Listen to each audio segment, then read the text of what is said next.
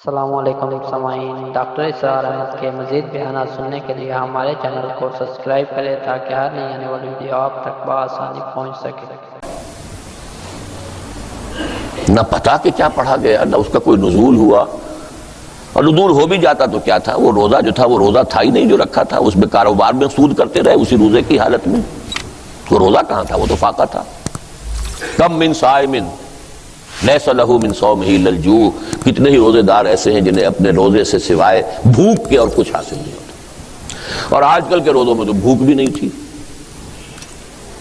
تو اچھی طرح سمجھ لیجئے، یہ میں حقیقت کے اعتبار سے بات کر رہا ہوں، حقیقی روزہ رکھا گیا تو کچھ نہ کچھ تقویٰ ملے گا، ظرف کے مطابق دیتے ہیں وعدہ، ظرف قضا خار دیکھ کر اپنا ظرف کتنا کچھ تقویٰ پہلے ہے اس میں کتنا اضافہ ہو گیا، اس کو لے کر اب کھڑے ہو جاؤ قیام۔ تو حکم جب ایشو ہوتا ہے کسی کے بہاف پر، کسی کے حکم سے، کسی کی جو بھی آخری جو ڈیسائیڈنگ اتھارٹی ہے، امرم من عندنا، وہ حکم وہ فیصلہ ہمارے پاس سے ایشو ہوتا ہے، ہماری پرمیشن سے ایشو ہوتا ہے، اس لیے کہ پرمیشن کا لفظ آیا ہے دوسری صورت میں، بِإِذْنِ رَبِّهِمْ تَنَزَّلُ الْمَلَائِكَةُ وَالرُّوحُ فِيهَا بِإِذْنِ رَبِّهِمْ من کل امر، وہاں صرف من کل امر آیا، یہاں کل امر حکیم، امر کے ساتھ ایک اضافہ ہو گیا، پختہ حکم، معین حکم، واضح شکل میں، جس میں کوئی ایمبیگوٹی نہ رہ گئی ہو، جس میں کوئی اشتباہ نہ ہو، جس میں اب کوئی قیل و قال کی گنجائش نہیں ہے، کسی اختلاف کا کوئی امکان نہیں ہے، it's decided finally and issued. تو یہ ہے اذن رب سے، امرم من عندنا انا کنا مرسلین، یہ حکم ہوتے ہیں ہماری جانب سے، ہمارے اذن سے، ہماری اتھارٹی سے، اور ہم ہی ہیں بھیجنے والے۔ رحمتم من ربک، اللہ کا ہر حکم آپ کے رب کی رحمت پر مبنی ہے۔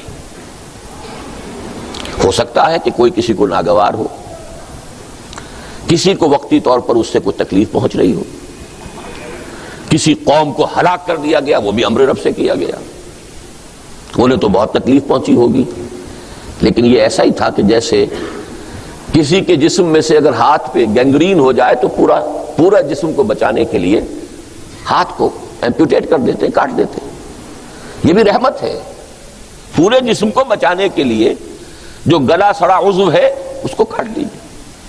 تو پوری نوع انسانی کی مصلحت کے لیے اللہ تعالیٰ اس گلے سڑے مواد کو ختم کرتا رہا ہے، لیکن یہ کہ اللہ تعالیٰ کا ہر حکم، ہر فیصلہ اس کی رحمت پر مبنی ہے۔ انہ هو السمیع العلیم، یقیناً وہ سب کچھ سننے والا ہے اور جاننے والا ہے۔ رب السماوات والارض وما بینہما، وہ رب ہے، مالک ہے، آقا ہے آسمانوں کا، زمین کا۔ یہ الفاظ بھی نوٹ کیجئے، یہ بھی میری آج کی گفتگو سے متعلق ہے۔ قرآن مجید کائنات، کون و مکان، یہ الفاظ استعمال نہیں کرتا۔ یہ الفاظ جو ہے جب قرآن نازل ہو رہا تھا عربوں کی سمجھ میں نہ آتے، یہ زمان و مکان کس بلا کا نام لے رہے ہیں، کیا یہ کمپلیکس ہے؟ لیکن جن چیزوں کو ہم اب تعبیر کرتے ہیں زمان و مکان، سلسلہ وجود، قرآن میں اس کے لیے سادہ اصطلاح ہے آسمان اور زمین اور جو کچھ ان کے مابین ہے، بس، تاکہ وہ ہر آدمی کی سمجھ میں آ جائے۔ آج بھی ہر دیہاتی کی سمجھ میں آ جائے گا، اس وقت ہر بدو کی سمجھ میں بھی آ گیا۔ کل کون و مکان، کل کون و مکان کا مالک ہے، رب السماوات والارض وما بینہما ان کنتم موقنین، اگر تم یقین کرنے والے ہو۔ یہ 7 آیات ہیں سورہ دخان کی ابتدائی۔ پھر میں نے تلاوت کی تھی سورۃ القدر کی، وہ 5 آیات ہیں، جو مضمون یہاں 7 میں آیا ہے وہ وہاں 5 میں آیا ہے، لیکن یہاں کی 2 آیتیں ابتدائی جو ہیں وہ قسم پر مبنی ہے، حامیم حروف مقطعات والکتاب المبین، باقی اصل مضمون وہی 5 آیات ہیں۔ یہاں کیا تھا؟ انا انزلناہ فی لیلۃ مبارکہ، اب اسی رات کو وہاں تعبیر کیا انا انزلناہ فی لیلۃ القدر۔ اب قدر کے بھی 2 معنی ہیں، ویلیویبل، قابل قدر، قدر ویلیو، یہ رات بڑی قیمتی بھی ہے اور قدر ہی سے تقدیر بنا ہے، اسی سے اللہ تعالیٰ کے فیصلے ہیں، اندازہ کرنا ہے۔ سبح اسم ربک الاعلی الذی خلق فسوی والذی قدر فہدی، والذی اخرج المرعى قدر. تو یہ لیلۃ القدر ہے، بہت قیمتی بھی ہے اور اس میں تقدیری فیصلے بھی ہوتے ہیں. آئندہ سال میں کیا ہونا ہے اس سے متعلق سارے احکام فرشتوں کے حوالے کر دیے جاتے ہیں. فیہا یفرق کل امر حکیم. اور وہ فرشتے پھر اس کو لے کر اترتے ہیں. اس کا ذکر لیلۃ القدر میں ہے، یہاں نہیں ہے، سورۃ القدر میں ہے. انا انزلناہ فی لیلۃ القدر وما ادراک ما لیلۃ القدر لیلۃ القدر خیر من الف شہر تنزل الملائکۃ والروح فیہا باذن ربہم من کل امر. کل امر کے الفاظ تو ان دونوں مقامات پر کامن ہو گئے. فیہا یفرق کل امر حکیم. جب ایشو ہونا ہے وہ یفرقو ہے، حکم ایشو ہو گئے. اب اس کی ایگزیکیوشن ہے. ایگزیکیوشن کون کرے گا؟ کون ہے اس کائناتی حکومت کے کارندے، اس کی بیوروکریسی، اس کی سول سروس کون ہے؟ ملائکہ. تنزل الملائکۃ والروح فیہا باذن ربہم من کل امر سلام ہی حتی مطلع الفجر. بہرحال چونکہ ان آیات کا درس اس وقت مقصود نہیں تھا، جو میرا مضمون ہے اس کے حوالے سے جو اہم نکات تھے وہ میں نے آپ کے سامنے واضح کیے. اب یہ جو تعلق ہے کہ قرآن رمضان میں نازل ہوا، اس کے تقاضے کیا ہیں، کیوں اس میں روزے فرض کیے گئے؟ اس لیے کہ قرآن اگرچہ اپنی جگہ پر تو ھدی للناس ہے، تمام انسانوں کے لیے ہدایت ہے، لیکن اس سے ہدایت حاصل کرنے کی شرط تقویٰ ہے. یہ سورہ بقرہ کے شروع میں کہہ دیا ھدی للمتقین. اگر تقویٰ نہیں ہے تو پورا قرآن یاد ہے، حافظ ہے، لیکن اخلاق اور کردار کے اعتبار سے بدترین انسان ہے. کیوں؟ کہ تقویٰ نہیں. جیسے ٹیپ کے اوپر قرآن ہے، ایسے ہی اس کے دماغ میں کوئی ٹیپ ہے، اس پر قرآن ہے، اللہ اس کی سیرت و کردار کا کوئی تعلق نہیں. بڑا مفسر ہے، بڑی تفسیر کر رہا ہے، بڑے درس دے رہا ہے، بہت ہی مفکر بن گیا ہے، تقویٰ نہیں ہے تو خود اسے اس کا کوئی فائدہ نہیں ہوگا. چار پائے برو کتابیں چند، مثل الذین حملوا التوراۃ ثم لم يحملوها كمثل الحمار يحمل اسفارا. جیسے گدھے کے اوپر بہت اعلیٰ کتابوں کا گٹھڑ باندھ کر رکھ دیا جائے، اسے اس سے کیا فائدہ؟ ایسے ہی وہ قوم ہوتی ہے کہ جس کو اللہ اپنی کتاب کا حامل بناتا ہے اور پھر وہ اس کا حق ادا نہیں کرتی. کیوں نہیں کرتی؟ تقویٰ نہیں ہے. تقویٰ ہو تو حق ادا کرے نا. یہ ربط و تعلق ہے. فی نفسہ ہی اپنے مقام پر یہ کیا ہے؟ خدن للناس، تمام انسانوں کے لیے، تمام زمانوں کے لیے ہدایت کافی، ہدایت تامہ، ہدایت کاملہ. لیکن استفادہ کرنے کے لیے شرط تقویٰ. ھدی للمتقین. تقویٰ مقصود ہے روزے کا. اب یہ ہے وہ ٹرائنگل جو یہاں مکمل ہوتی ہے. قرآن نازل کیا گیا رمضان میں، رمضان میں روزے فرض کیے گئے. دن میں روزہ رکھو، کوئی رتی ماشا تولا کوئی تقویٰ تمہیں حاصل ہو گیا ہے تو وہ لے کر رات کو کھڑے ہو جاؤ. من صام رمضان ایمانا واحتسابا غفر له ما تقدم من ذنبه ومن قام رمضان ایمانا واحتسابا غفر له ما تقدم من ذنبه. یہ دو پروگرام بالکل پیرلل ہیں، متوازی ہیں، ہم وزن ہیں. اور اس سے ظاہر بات ہے کہ وہ 1 گھنٹے کی تراویح سے وہ بات پوری نہیں ہوتی. نہ یہ پتا کہ کیا پڑھا جا رہا ہے. ایک ورزش ہے جو ہو گئی ہے، جو افطار میں بہت کچھ کھا پی لیا تھا وہ اٹھک بیٹھک سے اس کا بھی فائدہ ہو جاتا ہے، چستی آ جاتی ہے. اللہ خیر صلی اللہ. اور کیا ہے؟ نہ پتا کہ کیا پڑھا گیا، نہ اس کا کوئی نزول ہوا. اور نزول ہو بھی جاتا تو کیا تھا؟ وہ روزہ جو تھا وہ روزہ تھا ہی نہیں جو رکھا تھا. اس میں کاروبار میں سود کرتے رہے اسی روزے کی حالت میں. وہ روزہ کہاں تھا؟ وہ تو فاقہ تھا. کم من صائم لیس لہ من صومہ الا الجوع. کتنے ہی روزے دار ایسے ہیں جنہیں اپنے روزے سے سوائے بھوک کے اور کچھ حاصل نہیں ہوتا. اور آج کل کے روزوں میں تو بھوک بھی نہیں تھی. تو اچھی طرح سمجھ لیجئے، یہ میں حقیقت کے اعتبار سے بات کر رہا ہوں. حقیقی روزہ رکھا گیا تو کچھ نہ کچھ تقویٰ ملے گا. ظرف کے مطابق دیتے ہیں وعدہ، ظرف قدح خار دیکھ کر اپنا ظرف کتنا کچھ تقویٰ پہلے ہے اس میں کتنا اضافہ ہو گیا. اس کو لے کر اب کھڑے ہو جاؤ. قیام اللیل، اور قیام اللیل کا اطلاق از روئے قرآن کم سے کم تہائی شب پر ہوگا. تراویح کا لفظ تو نہ قرآن میں آیا ہے نہ غالباً حدیث میں آیا ہے جہاں تک میرا علم ہے. یہ نظام جو ہے حضرت عمر نے امت کی بہبود کے لیے کہ جو لوگ نہیں پوری رات یا آدھی رات یا تہائی رات نہیں جاگ سکتے دن بھر شدید مشقت کی ہے، بمشکل اپنے بچوں کے لیے روٹی کمائی ہے، رسی چلائی ہے یا کچھ اور کیا ہے، چلو ان کو بالکل محروم تو نہ رہیں، 1 گھنٹے کے اندر ہی کھڑے ہو جائیں، کچھ تو سن لیں، کچھ تو انوار جذب ہو ہی جائیں گے۔ یہ حضرت عمر کا اجتہاد ہے رضی اللہ تعالیٰ عنہ۔ ورنہ قرآن مجید میں قیام اللیل کسے کہتے ہیں؟ یا ایھا المزمل قم اللیل الا قلیلا نصفہ او انقص منہ قلیلا او زد علیہ ورتل القرآن ترتیلا۔ اگر تو وہ اصول درست ہے کہ القرآن یفسر بعضہ بعضا، قرآن تو ایک اس کا حصہ دوسرے حصے کی تفسیر کرتا ہے، آدھی شب یا اس میں سے کچھ کم کر دو تو تہائی رہ گئی، یا کچھ زائد کر دو تو 2/3 ہو گئی، اور اسی کی توثیق ہو گئی اسی سورہ مزمل کی آخری آیت میں، ان ربک یعلم انک تقوم ادنی من ثلثی اللیل ونصفہ وثلثہ وطائفۃ من الذین معک۔ اے نبی، آپ کا رب واقف ہے کہ آپ بھی اور آپ کے کچھ ساتھی بھی کھڑے رہتے ہیں رات کو، 2/3 رات یا آدھی رات یا 1/3 رات۔ اب مضمون مؤکد ہو گیا، 2 جگہ آ گیا کہ نہیں؟ اس سے کم پر قیام اللیل کا اطلاق نہیں۔ بہرحال یہ مضمون میں یہیں چھوڑ رہا ہوں، اس کا تھوڑا سا تذکرہ بعد میں ہو جائے گا۔ پہلی بات، جیسا کہ میں نے عرض کیا کہ نص صریح سے قرآن کا اور رمضان کا تعلق تو واضح ہو گیا۔ اب آئیے کہ رمضان کا پاکستان کے ساتھ کیا تعلق ہے؟ کوئی تعلق ہے یا نہیں؟ وہ تعلق کیا ہے؟ پاکستان بھی نازل ہوا ہے اسی ماہ مبارک میں اور اسی شب قدر میں، اسی لیلہ مبارکہ میں۔ اتفاقی تو نہیں یہ بات، اس کائنات میں کوئی شے اتفاقی ہوتی نہیں، اللہ کے اذن سے، اللہ کی پلاننگ سے، اللہ کے فیصلے سے۔ تو یہ معاملہ بھی آپ کے نہ سمجھیے، ذرا پنکھا میرا بھی ایک چلا دیجیے یا پچھلا، یا اللہ۔ تو جو بھی ہوا ہے وہ اذن رب سے، حکمت رب کے تحت، فیہا یفرق کل امر حکیم، اس کے حوالے سے سمجھیے آپ۔ ذرا میں نے تجزیہ کیا ہے، پہلے تو یہ سمجھیے کہ یہ نزول کا لفظ میں نے غلط استعمال کیا، شاید سوچ رہے ہیں آپ نزول پاکستان کہاں سے نازل ہو گیا؟ تو زمین کے اندر پہلے سے تھا، وہ زمین میں کوئی نئی حدیں بن گئی ہیں، نزول کیسے ہو گیا؟ قرآن مجید میں نزول کا لفظ جو ہے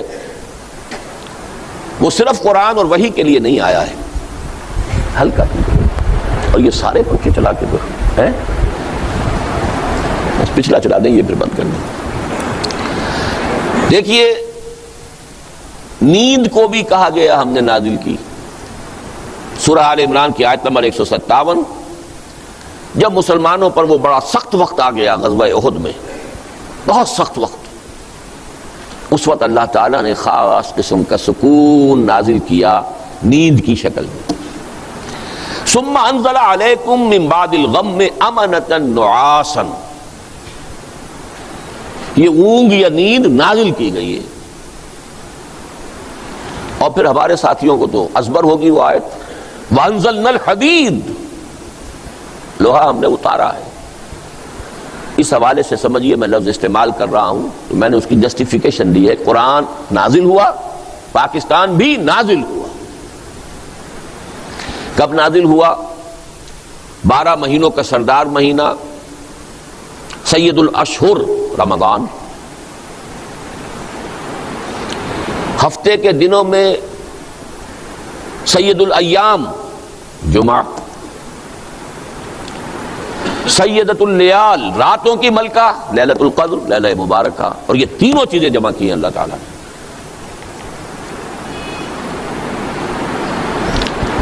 جمعۃ الوداع تھا جس کی شب وہ تھی 27، یہ بھی قران السعدین کوئی ہر سال تو نہیں ہوتا، جمعۃ الوداع تو گزر چکا، یا آج ہے، اور شب قدر جو ہے 27ویں اگر ہے تو گزر چکی، لازم نہیں ہے کہ وہ 27ویں شب اور جمعے کا دن یہ ٹیلی کر جائے، لیکن یہ کہ قیام پاکستان میں ماہ مبارک رمضان، سید الاشہر، سید الایام جمعہ، اور جمعہ بھی جمعۃ الوداع، اور راتوں کی ملکہ سیدۃ اللیال، اور یہ قران السعدین ہی نہیں، 3 قران جمع ہو گئے، قران 3 چیزوں کا، اور وہ ہے پاکستان کے نزول کی شب اور اس کا دن۔ اب یہاں میں تھوڑی سی بات واضح کرنا چاہتا ہوں. قرآن مجید سے معلوم ہوتا ہے کہ اللہ تعالیٰ کی جو اسکیم اس دنیا میں چلتی ہے اور اس کے جو منصوبے بنتے ہیں، ایک لانگ ٹرم منصوبہ ہوتا ہے اور ایک شارٹ ٹرم. لانگ ٹرم ہے اللہ کا ایک دن، اور وہ 1000 برس کا ہے ہمارے حساب سے. بڑی نص صریح ہے. سورہ حج میں فرمایا وَإِنَّ يَوْمًا عِندَ رَبِّكَ كَأَلْفِ سَنَةٍ مِّمَّا تَعُدُّونَ. تیرے رب کے نزدیک ایک دن ان 1000 سالوں پر مشتمل ہے جو تمہاری گنتی کے ہیں. ہماری گنتی کے 1000 سال، اللہ کا ایک دن. ان یوما عند ربک کالف سنۃ مما تعدون. اس 1000 سال کی ایک پلاننگ ہوتی ہے یومیہ. اللہ کا یومیہ بجٹ وہ 1000 سال.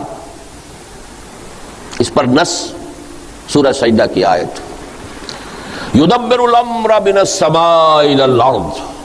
اب نوٹ کیجئے تنزل الملائکۃ والروح یدبر الامر من السماء الى الارض ثم يعرج الیہ فی یوم کان مقدارہ الف سنۃ مما تعدون. ایک یومیہ جو اللہ کا جو بھی منصوبہ ہے وہ ہمارے حساب سے 1000 برس کا منصوبہ ہے. حضرت موسیٰ اور حضرت محمد صلی اللہ علیہ وسلم کے مابین 2000 سال کا فصل ہے. 2 دن عمر ہے سابقہ امت مسلمہ کی. اللہ کے 2 دن. ہماری عمر 1000 سال پورا ہوا تھا الف اول. تو سب سے بڑا فتنہ اسی بر عظیم پاک و ہند میں اٹھا تھا، ہندوستان میں اکبر اعظم کے ذریعے، کہ الف ثانی جو ہے وہ اب نئے دین کے لیے ہوگا، وہ دین اکبری، دین الہی ہوگا. اللہ کا ایک دن تو پورا ہو گیا، لیکن اس کا مقابلہ کرنے والا جو مجدد اعظم اللہ نے جس کو کھڑا کیا، اس کا نام ہی اب مجدد الف ثانی ہے. اس لیے کہ اللہ تعالیٰ کے یہ منصوبے 1000 برس کے ہوتے ہمارے حساب سے. یہ تو ہو گئی ایک گریٹر پلاننگ 1000 ایئرس کی. یہ اب دیکھنے والوں کا کام ہے، تاریخ کے بٹوین دی لائنز پڑھے، قرآن کی حکمت اور احادیث نبویہ کی روشنی سے بصیرت حاصل کرتے ہوئے پھر تاریخ کا تجزیہ کرے. لیکن تھوڑا سا ایمان اور یقین ہو قرآن پر اور احادیث پر، تب ہوگا. ورنہ ان چیزوں کو یوں ہی کوئی بات نہیں، کوئی اہم بات نہیں ہے، کوئی اس سے کوئی فقہی حکم تو نہیں نکل رہا، ٹھیک ہے، کیپ دیم اسائڈ، بڑی آسانی سے ہو سکتا. فقہی حکم تو کوئی نہیں نکلتا، نہ اس آیت سے نکلتا ہے کہ اللہ کا ایک دن 1000 برس کا ہے، نہ اس سے نکلتا ہے کہ تدبیر الامر جو ہے اللہ کی وہ 1000 سال کی ہوتی ہے. اس سے تو کوئی فقہی حکم تو مستنبط نہیں ہو رہا. اور جو احادیث ہیں ان سے بھی، جو اس سے متعلق احادیث، بہرحال اس کو چھوڑیے اس وقت. لیکن ایک اللہ کی تدبیر ہوتی ہے ہمارے حساب سے سالانہ، وہ ہے کہ جو لیلۃ القدر میں ہوتی ہے. اب اس 1000 سالہ منصوبے کا کتنا حصہ اس انسانوں کے 1 سال میں پورا ہونا ہے. یہ سالانہ بجٹ سیشن ہے لیلۃ القدر اور لیلہ مبارکہ. اس سال کے لیے تمام اہم احکام کا فیصلہ ہو جاتا ہے. فیہا یفرق کل امر حکیم. اسی حوالے سے ایک بات نوٹ کر لیجئے، یہ ہماری تاریخ کا بہت اہم واقعہ ہے. مولانا مدنی رحمت اللہ علیہ نے قیام پاکستان سے ٹھیک 1 سال پہلے رمضان مبارک میں جو وہ سلہٹ میں گزارا کرتے تھے، ہر سال رمضان مبارک ان کا سلہٹ میں ہوتا تھا. وہاں ان کے معتقدین کا بہت بڑا حلقہ تھا، وہ بلاتے تھے وہاں پر. وہ گویا کہ ایک طرح کی ان کی روحانی تربیت گاہ 1 مہینے کی رمضان مبارک میں ہوتی تھی. اور ان کے جو بھی خلفاء وغیرہ تھے سلسلہ تصوف کے، وہ سب ہندوستان کے کونے کونے سے پھر رمضان مبارک کے لیے وہاں جمع ہو جاتے تھے. جیسے بال میں اسی قسم کی ایک بہار جو ہے، وہ جب تک کہ شیخ الحدیث مولانا محمد زکریا مدینہ منتقل نہیں ہوئے تو سہارنپور کی جو ان کی خانقاہ ہے اس میں یہی کیفیت ہوتی تھی رمضان مبارک.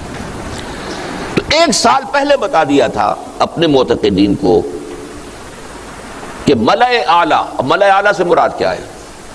فرشتوں کا وہ طبقہ جو سب سے اونچا ہے اور جو اللہ کے قریب ترین ہے. ظاہر بات ہے جب کوئی حکم ایشو ہوتا ہے تو پہلے انہی کو دیا جاتا ہے نا. ملأ اعلیٰ میں پاکستان کے قیام کا فیصلہ ہو گیا ہے. بہت اہم بات ہے. اس کے بعد بھی 1 سال تک وہ پاکستان کی مخالفت کرتے رہے، اور چنانچہ ان کے ایک معتقد نے وہی سوال کر لیا، پھر حضرت پھر اب ہماری پالیسی جو ہے پھر اس پر کوئی نظر ثانی ہونی چاہیے؟ فرمایا نہیں، وہ تکوینی امور ہیں، ہم تکوینیات کے پابند نہیں ہیں، ہم تشریعیات کے پابند ہیں۔ اب اس جملے کی بھی میں نے وضاحت کی ہے اپنے ایک خطبے میں، لیکن اگر اس کی وضاحت یہاں کرنے لگوں گا میں اسے صحیح سمجھتا ہوں، غلط نہیں سمجھتا اس بات کو، لیکن اب یہ 2 اصطلاحات ہیں بڑی ثقیل، تکوینیات اور تشریعیات، اب ان میں کیا فرق ہے؟ کیونکہ وہ کسی عالم نے بات کی ہوگی، عالم ہی جواب دے رہا ہے، انہوں نے تو سمجھ لیا کہ کیا بات کہی گئی ہے، لیکن میں اس کو اس مفہوم کے اعتبار سے صحیح سمجھتے ہوئے بھی اس وقت نہیں بیان کروں گا، وہ میرے جمعوں کے دوسرے خطبے جو رمضان مبارک میں لاہور میں ہوئے ہیں ان کے کیسٹس میں موجود ہیں۔ تو پہلا حصہ ثابت ہوا رمضان، قرآن رمضان میں نازل ہوا، لیلہ مبارکہ میں نازل ہوا، لیلۃ القدر میں نازل ہوا، سب کو معلوم۔ رمضان اور پاکستان بھی نازل ہوا، چلیے وہ لفظ آپ کو پسند نہ ہو تو قائم ہوا، اس کا اعلان ہوا، جو بھی ہوا، وہ بھی لیلۃ القدر، جمعۃ الوداع، شب جمعہ اور رمضان مبارک۔ اب تیسرا حصہ لیجئے، قرآن اور پاکستان کا بھی کوئی تعلق ہے؟ یہ ہے جس کو میں چاہتا ہوں ذرا آج اچھی طرح اجاگر کروں، بڑا گہرا تعلق ہے۔ ایک تعلق ہے اس 1000 سالہ تدبیر کے ساتھ۔ وہ تدبیر کیا تھی؟ قرآن مجید کے جو دور نبوی اور دور صحابہ میں اہم ترین شے تھا صحابہ کرام کے نزدیک، رفتہ رفتہ وہ امت مسلمہ کے ذہن سے، شعور سے پس منظر میں چلا گیا۔ زیادہ توجہات احادیث پر ہوئیں، اس لیے کہ احادیث سے احکام زیادہ نکلتے ہیں۔ قرآن میں تو نماز قائم کرو، یہ فرض کیجئے کہ 20 جگہ آ گیا ہو یا 70 جگہ آ گیا ہو، کیسے قائم کرو یہ تو قرآن میں نہیں ہے، یہ تو پھر حدیث سے ہے۔ تو سارا زور تو اب ہوا نا کہ حدیث کو سمجھو، اور حدیث سے آگے آ گئی فقہ، اسلامی حکومت قائم ہو گئی ہے تو اب فقہ سب سے اہم شے ہے، مقدمات کے فیصلے کرنے ہیں، معاملات طے کرنے ہیں۔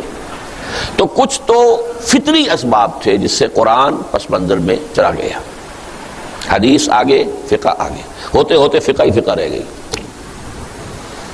یہ تو حدیث بھی بہت عرصے کے بعد زندہ ہوئی ہے، اس سے تعلق جو ہے بہت عرصے کے بعد قائم ہوا ہے، ورنہ فقہ ہی فقہ۔ کچھ اسباب اور بھی تھے، قرآن کی تعلیمات کے بعض پہلو اصحاب اقتدار کو پسند نہیں تھے، باقاعدہ بھی کوشش ہوئی کہ اس کو پیچھے ہی رکھا جائے، بس پڑھ لیا کرو، ثواب حاصل کر لیا کرو، پڑھ کر سمجھنے لگو گے تو ہماری شامت آ جائے گی۔ جیسے حضرت ابو ہریرہ نے کہا تھا رضی اللہ تعالی عنہ، اور ابھی تو یہ دور جو ہے صحابہ کا دور چل رہا ہے، ابو ہریرہ صحابی ہیں لیکن حکومت تو بنو امیہ کی ہے نا، اب وہ خلافت راشدہ تو ختم ہو گئی نا، اس حکومت میں تو حادثہ فاجعہ کربلا کا بھی ہو چکا ہے، واقعہ حرہ ہو چکا ہے، مدینے کی جان اور عصمتیں حلال کر دی گئی 3 دن کے لیے، جس طرح چاہو لوٹو۔ لوٹنے والے بھی مسلمان تھے، کلمہ گو تھے۔ مدینے کے اندر بغاوت کے جراثیم ہیں، کچل دو۔ جو کچھ ایسٹ پاکستان میں مسلمان فوج نے کیا تھا، جو کچھ کشمیر میں ہندو فوج کر رہی ہے، وہ اس وقت مسلمانوں نے، نام نہاد مسلمانوں نے مدینے کے رہنے والوں کے ساتھ کی۔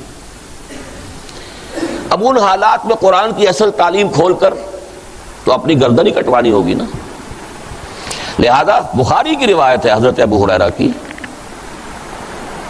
کہ مجھے میرے حبیب سے، محمد الرسول اللہ سے علم کے 2 برتن ملے ہیں، ایک برتن میں سے تو میں خوب بانٹ رہا ہوں، تقسیم کر رہا ہوں، طہارت کے مسائل، وضو کے مسائل، نماز کے مسائل، روزے کے مسائل، حج کے مسائل، عمرے کے مسائل، اس سے کسی حکومت کو اندیشہ نہیں، خطرہ نہیں، خوب بیان کرو۔ لیکن ایک دوسرا برتن جو ہے اس کا منہ بھی کھول دوں تو یہ گردن اڑا دی جائے گی۔ انہوں نے الفاظ بھی نہیں کہے، بس اشارہ کیا، پھر یہ ہو جائے گا۔ کیوں؟ حکمران کیسے ہونے چاہیے، مسلمانوں کے قائدین کیسے ہونے چاہیے، ان کی صفات کیا ہونی چاہیے، بیت المال کی کیا حرمت ہے، کیا اسے ذاتی عیاشیوں پہ صرف کیا جا سکتا ہے۔ یہ باتیں اگر ہم نے بیان کرنی شروع کر دی، ذرا بیان کیجئے تو سعودی عرب میں بیان کریں گے تو گردن اڑ جائے گی۔ وہ تو آج بھی ہمارے سامنے نگاہ موجود ہے نا، نگاہوں کے سامنے۔ تو قرآن کچھ تو خود بخود پیچھے اور کچھ پیچھے کر دیا گیا. اب وقت کا مجھے احساس ہے ورنہ میں واقعہ آپ کو سناتا. یہاں تک ہوا ہے شاہ جہان کے دربار میں عیسائیوں کا اور مسلمان علماء درباری علماء کا مناظرہ ہوا، پادریوں کا. اب ظاہر بات ہے کہ جو درباری عالم ہے وہ کوئی عام آدمی تو نہیں ہے، وہ تو رفتہ رفتہ ترقی کر کے بہت بڑی مشکل سے کوئی دربار میں پہنچتا تھا. کوئی ایرا غیرہ نتھو خیرہ کوئی ابھی جس نے پاس کیا سند لیے وہ تو نہیں پہنچ جائے. ان چوٹی کے علماء کا حال یہ تھا ہندوستان میں کہ ایک پادری نے ایک آیت قرآن کی پڑھی اور اس سے کوئی دلیل جو ہے قائم کرنی چاہیے اپنے حق میں. تمام علماء نے کہا یہ قرآن میں نہیں آیت، یہ نہیں ہے، تو جھوٹ بول رہے ہو. انہوں نے کہا منگاؤ قرآن. قرآن کھول کر دکھایا، دیکھو یہ آیت ہے. یہ واقعات ہیں، بڑے تلخ واقعات.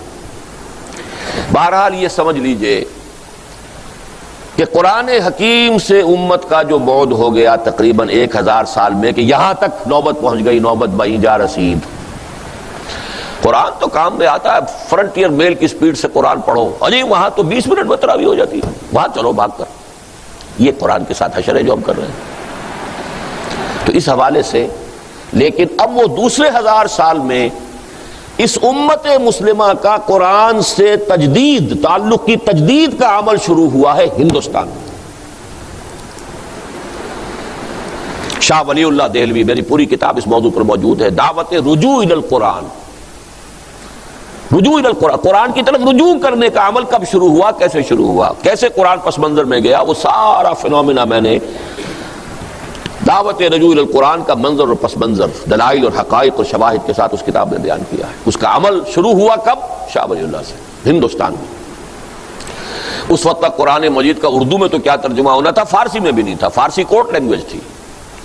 شاہ ولی اللہ پہلا شخص ہے جس نے فارسی میں ترجمہ کیا، اور علماء ان کے خلاف اتنی زبردست شورش کر کے کھڑے ہو گئے گویا کہ کفر کیا انہوں نے. ترجمہ کرتا ہے قرآن کا.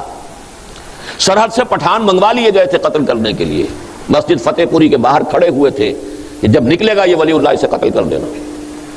لیکن ہوا یہ ہے کہ جب وہ نکلے ہیں تو کچھ ایسی ہیبت ان پر طاری ہوئی ہے، ہیبت حق استعین اللہ کی طرف سے. وہ ٹھٹر کے رہ گئے، کسی نے حملہ نہیں کیا، بچ گئے.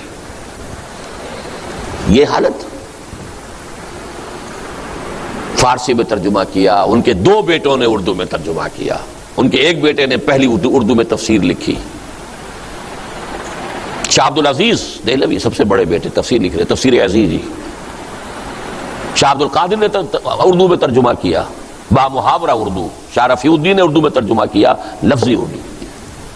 یہ عمل یہاں سے شروع ہوا بہت زوردار انداز میں. اس کے بعد آگے ذرا اس بات کو پھر میں آگے چلاؤں گا. اب میں تفصیل میں نہیں جا سکتا ان چیزوں کی بھی.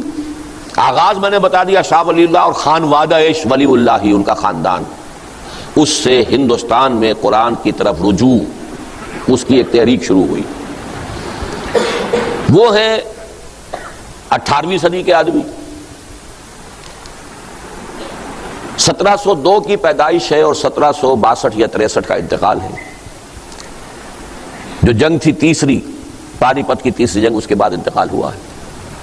اور وہ جنگ ہوئی بھی تھی کہ انہوں نے بلایا تھا احمد شاہ ابدالی کو کہ مرہٹہ طوفان جو اس وقت ہندوستان میں ہے، ہندوستان میں کوئی مسلمان ایسا نہیں ہے طاقتور، کوئی راجہ یا نواب یا کوئی اور عسکری قوت ایسی نہیں ہے کہ جو اب ان مرہٹوں کا مقابلہ کر سکے، تمہیں آنا چاہیے. تب وہ آیا تھا، پانی پت کی تیسری جنگ. لیکن جو دعوت رجوع القرآن کا سلسلہ شروع ہوا ہے، اس میں پھر 19ویں صدی میں کیا کام ہوا، اب میں اس تفصیل میں نہیں جا سکتا، جسے شوق ہے میری کتاب پڑھے. 20ویں صدی میں یہ کام 2 زبردست آدمیوں نے کھڑا شروع کیا ہندوستان میں، جن میں سے سب سے اہم اقبال. میری کتاب ہے علامہ اقبال اور ہم، اس میں نے 4 چیزیں واضح کی ہیں. رومی ثانی اقبال ہے. مولانا رومی کی مثنوی کے بارے میں یہ کہا، کسی نے کہا، بہت اونچے شاعر نے کہا، مثنوی مولوی معنوی ہست قرآن در زبان پہلوی. قرآن کی تعبیر، اس کے بڑے غامض حقائق کی تعبیر فارسی شعر کے پیرائے میں یہ مثنوی ہے. اور یہی بات اقبال کے بارے میں جلندر کے ایک فارسی شاعر گرامی جلندری نے کہی ہے، در دیدہ مانی نگراں حضرت اقبال، پیغمبری کر دو پیمبر نہ تماشد۔ جو لوگ حقائق سے واقف ہیں ان کی نگاہوں میں تو اقبال کا مقام یہ ہے کہ اس نے پیغمبری کی ہے، بھائی مانا کہ قرآن کی۔ اب پیغمبر اس معنی میں تو کوئی نہیں آئے گا، لیکن یہ کہ پیغمبر نہ تواں گفت، کہا نہیں جا سکتا انہیں پیغمبر، لیکن جو کام پیغمبروں کا ہے یا مجددین کا ہے وہ انہوں نے کیا ہے۔ بہرحال میرے نزدیک عظمت قرآن کا سب سے بڑا نشان اس صدی میں، اس دور میں اقبال ہے۔ اگر کوئی مولوی بیچارہ عالم دین قرآن کی مدح کرے، قرآن کی تعریف کرے تو ٹھیک ہے، اس نے تو ساری عمر اسی میں بتائی ہے، یہی پڑھا ہے۔ لیکن جس نے کہ کالج میں تعلیم حاصل کی، مشن سکول میں پہلے تعلیم حاصل کی، پھر مشن کالج میں کی، پھر گورنمنٹ کالج لاہور میں کی، پھر وہ گیا ہے انگلینڈ گیا ہے، پھر جرمنی گیا ہے، مشرق اور مغرب کے فلسفے کھنگال کر، اور اب قرآن کی عظمت کا اقرار کر رہا ہے، تو زمین و آسمان کا فرق ہو گیا۔ نہ کہیں جہاں میں اما ملی جو اما ملی تو کہاں ملی میرے جرم خادہ خراب کو تیرے عفو بندہ نواز میں۔ اس کا کلیم یہ ہے کہ میرے سارے فکر کا منبع اور سرچشمہ قرآن ہے۔ حضور مناجات بحضور رحمت للعالمین، حضور کے سے ایک گزارش کرتے ہوئے یہاں تک کہا ہے، گر دلم آئی نئے بے جوہر است ور بحرفم غیر قرآن مزمر است، پردہ ناموس فکرم چاک کن ای خیاباں راز فکرم پاک کن۔ اے نبی، اگر میرا دل جو ہے آئینہ بے جوہر ہے، ایسا شیشہ ہے جس کے اندر چمک دمک ہے ہی نہیں، اور اگر میرے کلام میں اور میرے پیغام میں قرآن کے سوا کوئی شے آ گئی ہے تو میرے فکر کے ناموس کا پردہ چاک کر دیجئے۔ گویا کہ میں پھر ایک کانٹا ہوں اس شاہراہ پر، اس گلشن میں، اس کو پاک کر دیجئے، اس کانٹے کو نکال کر پھینک دیجئے۔ یہاں تک کہ روز محشر خار و رسوا کن مرا، بے نصیب از بوسہ پاکن مرا، اگر ایسا ہے تو محشر میں، میدان حشر میں مجھے ذلیل و رسوا کیجئے گا اور اپنے قدم بوسی سے محروم کر دیجئے گا۔ رومی ثانی، سب سے بڑا داعی قرآن اس صدی کا اقبال ہے۔ گر تمہیں خواہی مسلمان زیستن نیست ممکن جزب قرآن زیستن۔ اور یہ قرآن ہے کیا؟ کتاب زندہ قرآن حکیم، حکمت او لا یزال است و قدیم، حرف اورا ریب نے، حرف اورا ریب نے، تعویل نے، آیت شرمندہ تعویل نے، چو بجاں در رفت جاں دیگر شود، جاں چو دیگر شد جہاں دیگر شود۔ مجھے تو کہیں نہیں ملا، 65واں سال مکمل ہو رہا میری عمر کا، مجھے کہیں اور عظمت قرآن کا یہ بیان نہیں ملا، کہیں نہیں ملا۔ اگرچہ داعی قرآن کی حیثیت سے اس صدی کے آغاز میں ابوالکلام آزاد کا نام بھی لیتا ہوں، اس میں کوئی شک نہیں، انہوں نے نثر کی کیفیت میں قرآن کی عظمت کا بھی بیان کیا ہے، لیکن اقبال کے آس پاس پہ نہیں پہنچے۔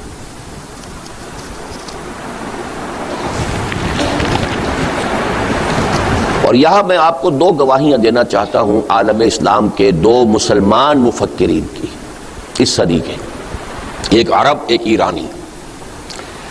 الجزائر کے ایک بہت بڑے مفکر، انہوں نے عربی میں کچھ لکھا ہی نہیں، فرانسیسی زبان میں ان کی کتابیں ہیں بے شمار، مالک ابن نبی، انہوں نے عجیب تجزیہ پیش کیا ہے۔ انہوں نے کہا ہے اپنی ایک کتاب میں کہ امت مسلمہ کا جو انٹلیکچول اور اسپرچول سینٹر آف گریوٹی ہے وہ اب منتقل ہو چکا ہے ساؤتھ ایشیا کو۔ اس ایک جملے کا پس منظر کیا ہے؟ دیکھیے، قرآن عرب میں نازل ہوا، حضور عرب میں تھے، وہاں سے ہی سارا بات جو ہے نکلی ہے، لیکن یہ ہے کہ جس کو کہتے ہیں علمی اور ثقافتی، وہ مرکز سب سے پہلے جو بنا ہے وہ بغداد کا علاقہ تھا، دور بنو عباس میں، سائنس، فلسفہ، فکر۔ اسی زمانے میں تو آخر فقہ مرتب ہوئی ہیں، اسی زمانے میں تفسیریں لکھی گئی ہیں، اسی زمانے میں احادیث جمع ہوئی ہیں، تو مذہبی، علمی اور ویسے فکری، ثقافتی اور روحانی شیخ عبد القادر جیلانی کہاں کے تھے؟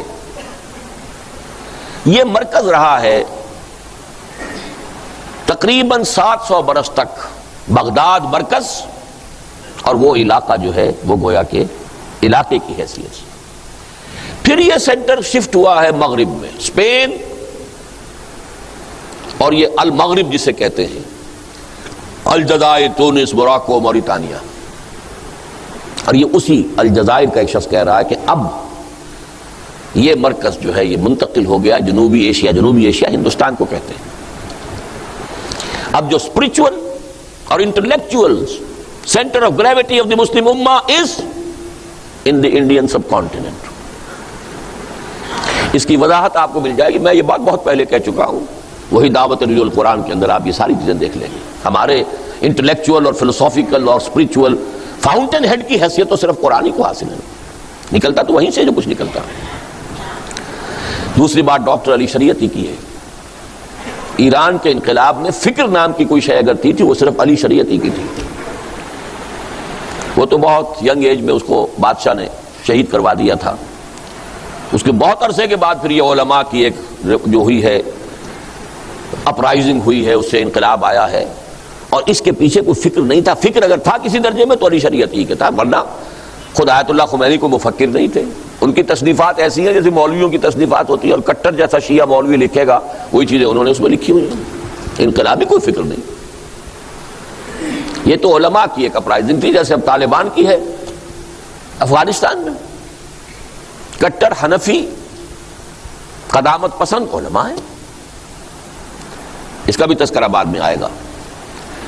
لیکن انٹلیکچوئل اور روحانی، دیکھیے ایک عجیب بات ذہن میں آئی ہے، آپ سارا تصوف، وہ جو مروجہ تصوف ہے، اس مروجہ تصوف میں کیا صحیح ہے کیا غلط ہے، یہ میری ایک تقریر تھی جو اب شائع ہونی شروع ہو گئی ہے، پہلی قسط میثاق میں آ گئی ہے تازہ میں، اور اس کا بھی شان ورود یہ ہے کہ میں نے ایک تقریر کی تھی 2 کیسٹس پر مشتمل، جس میں میں نے مروجہ تصوف پر جو حصے اس کے غلط ہیں اس کی تنقید کی تھی، جو صحیح ہیں ان کی تائید کی تھی۔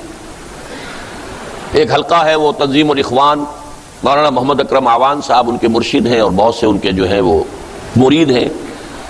تو الریاض سعودی عرب کا جو کیپٹل ہے، وہاں جو الاخوان کے لوگ تھے انہوں نے میرے اس کیسٹ میں سے تنقیدی حصے نکال دیے، تعریفی حصے جمع کر کے میرے نام سے میرا کیسٹ چلا دیا۔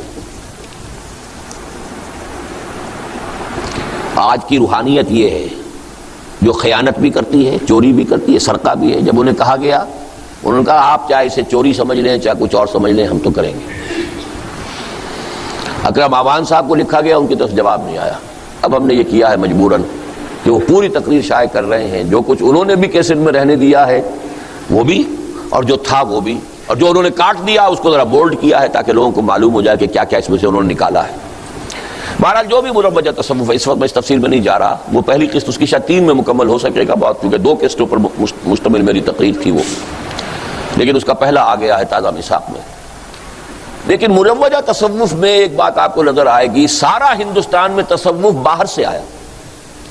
کہاں سے چلے آ رہے ہیں؟ شیخ علی حجویری کہاں سے چلے آ رہے ہیں؟ معین الدین چشتی کہاں سے آ رہے ہیں؟ لیکن الف ثانی میں الٹی گنگا بہی، سلسلہ نقشبندیہ مجددہ یہاں سے چل کر اور پورے عالم اسلام میں، عالم عرب میں تو نہیں گیا ہے، افغانستان، پورا ترکستان، ترکی تک پوری بیلٹ، اسی میں تھے امام شامل، اسی میں ہے یہ چچنیا کے مجاہدین۔ اس لیے کہ یہ تصوف جو ہے یہ بہرحال جتنے بھی چیزیں مروج ہیں ان میں اقرب الی الکتاب والسنہ، اگرچہ اب وہ بھی بہت گڑبڑ ہو چکی ہے۔ اس کی جو ایک ریلائسنس ہو رہی ہے، امریکہ میں ایک حلقہ بنا ہے نقشبندیہ کا، وہ بہت غلط رخ پر جا رہے ہیں۔ وہ تو یہ ہے کہ زاغوں کے تصرف میں عقابوں کے نشیمن، لیکن یہ آپ کو معلوم ہونا چاہیے کہ الف ثانی میں ایک سلسلہ تصوف روحانیت کا بھی ہندوستان سے نکل کر پھیلا ہے باہر۔ پہلے وہ آ رہا تھا باہر سے ہندوستان کی طرف۔ اسی طرح فکر، اقبال مفکر اعظم صدی ہندوستان کا، پاکستان میں دفن، لاہور میں دفن۔ یہ جو اقبال نے قرآن مجید کی خدمت کی یا اس کی للکار مسلمانوں کی دی، کس قدر پیارے الفاظ ہیں۔ صاحب قرآن وہ بے ذوق طلب العجب ثم العجب ثم العجب. قرآن کی حامل قوم ہو اور ایسی سست ہوئی بیٹھی ہو اور ایسی پڑی ہوئی ہو زمین پر، اور ایسے ہی جیسے کہا گیا کہ تم شبنم کی طرح زمین پر پڑے ہوئے ہو اور دو دشمن تمہیں اپنے پاؤں تلے روند رہے ہیں. اے چو شبنم بر زمیں افتندئی در بغل داری کتاب زندئی. وہ کتاب زندہ اب بھی موجود ہے تمہارے پاس، لیکن تم نے اسے اٹھا کر رکھ دیا ہے جز دانوں میں بند کر کے. پڑھتے ہو تو حصول ثواب اور ایصال ثواب اللہ اللہ خیر صلی اللہ بآیات اشترا کار جزی نیست کہ از یاسین او آسام امیری. عالم نزا کی سختیوں کو ہلکا کرنے کے لیے یاسین سنا دو بس. اے کہ می نازیب قرآن عظیم تاک و جا در حجرہا باسی مقیم. اے قرآن کی حامل قوم، کب تک حجروں کے اندر بیٹھے رہو گے؟ در جہاں اسرار دیرا فاش کن نقطہ شرع مبینہ فاش کن. پوری دنیا میں دین کے اسرار کو عام کرو، اور دین متین اور شرع متین کے جو اصل نکات ہیں، جو اصل حقیقت ہے، جس کے بنا پر یہ رحمت للعالمین اللہ حضور کی رحمت للعالمینی کا سب سے بڑا منصب ہے، اسے عام کرو. نکل کر خانقاہوں سے ادا کر رسم شبگیری. یہ ساری للکاریں آپ نے سنی، کسی اور کے ہاں سنی؟ قرآن کے حوالے سے کہہ رہا ہوں. باقی کسی اور حوالے سے کوئی قومی مسئلہ ہے، کوئی سیاسی مسئلہ ہے، پاکستان کا مطلب کیا، لا الہ الا اللہ، یہ چیزیں اور ہیں. قرآن کو مرکز بنا کر، محور بنا کر، جو حضور کی دعوت اور تحریک کا مرکز و محور تھا، یتلو علیہم آیاتہ ویزکیہم ویعلمہم الکتاب والحکمہ، یہ بیسک میتھوڈولوجی تھی جو قرآن کے گرد گھوم رہی ہے. اس کی طرف دعوت دینے والا اقبال. اب اسی کو میں آگے لا رہا ہوں. وہی عمل ہے جو علامہ اقبال کے ایک ادنا اور ناچیز عقیدت مند بھی کہہ لیجئے، خوشہ چین بھی کہہ لیجئے، میں اپنا مقام اس سے زیادہ نہیں سمجھتا. اللہ نے اس کو توفیق دی. عوامی درس قرآن سن 65 سے جو میں نے شروع کیا ہے اپنا مشن لاہور میں، 2 تقریریں مسلمانوں پر قرآن مجید کے حقوق کے نام سے، ایک تحریر اسلام کی نشت ثانیہ کرنے کا اصل کام کے عنوان سے سن 67 یہاں سے کام شروع ہوا ہے. عوامی درس قرآن، نہ کسی فرقے سے تعلق، نہ سیاست سے تعلق، قرآن کا درس. اور 500 ہی نہیں، 700 آدمی جمع ہوتا رہا مسجد شہداء لاہور میں. ایک مرتبہ ایک کتاب تقسیم کی گئی تھی، تب گنتی ہو گئی کہ 700 نسخے لگے ہیں. پھر یہ کہ مرکزی انجمن خدام القرآن اور پھر اس کی شاخیں، انجمن خدام القرآن سندھ، انجمن خدام القرآن پنجاب، انجمن خدام القرآن فیصل آباد، انجمن خدام القرآن کوئٹہ، انجمن خدام القرآن پشاور، انجمن خدام القرآن اسلام آباد، انجمن society of the servants of Quran Chicago, society of the servants of Quran Toronto, بنتے رہے. پھر ان کے بطن سے اکیڈمیوں کا وجود ہوا، قرآن اکیڈمی لاہور، قرآن اکیڈمی کراچی، قرآن اکیڈمی ملتان، چوتھی جو ہے فیصل آباد میں بننے والی ہے. اس سے آگے قرآن کالج لاہور میں، قرآن کالج یہاں. یہ سب کیا ہے؟ یہ کسی تدبیر کا حصہ ہے. توفیق تو اللہ بندوں کو دیتا ہے، اپنی تدبیر امر بندوں کے ذریعے سے کراتا ہے. پوری تدبیر امر تو وہ ہے جو ہو رہی ہے.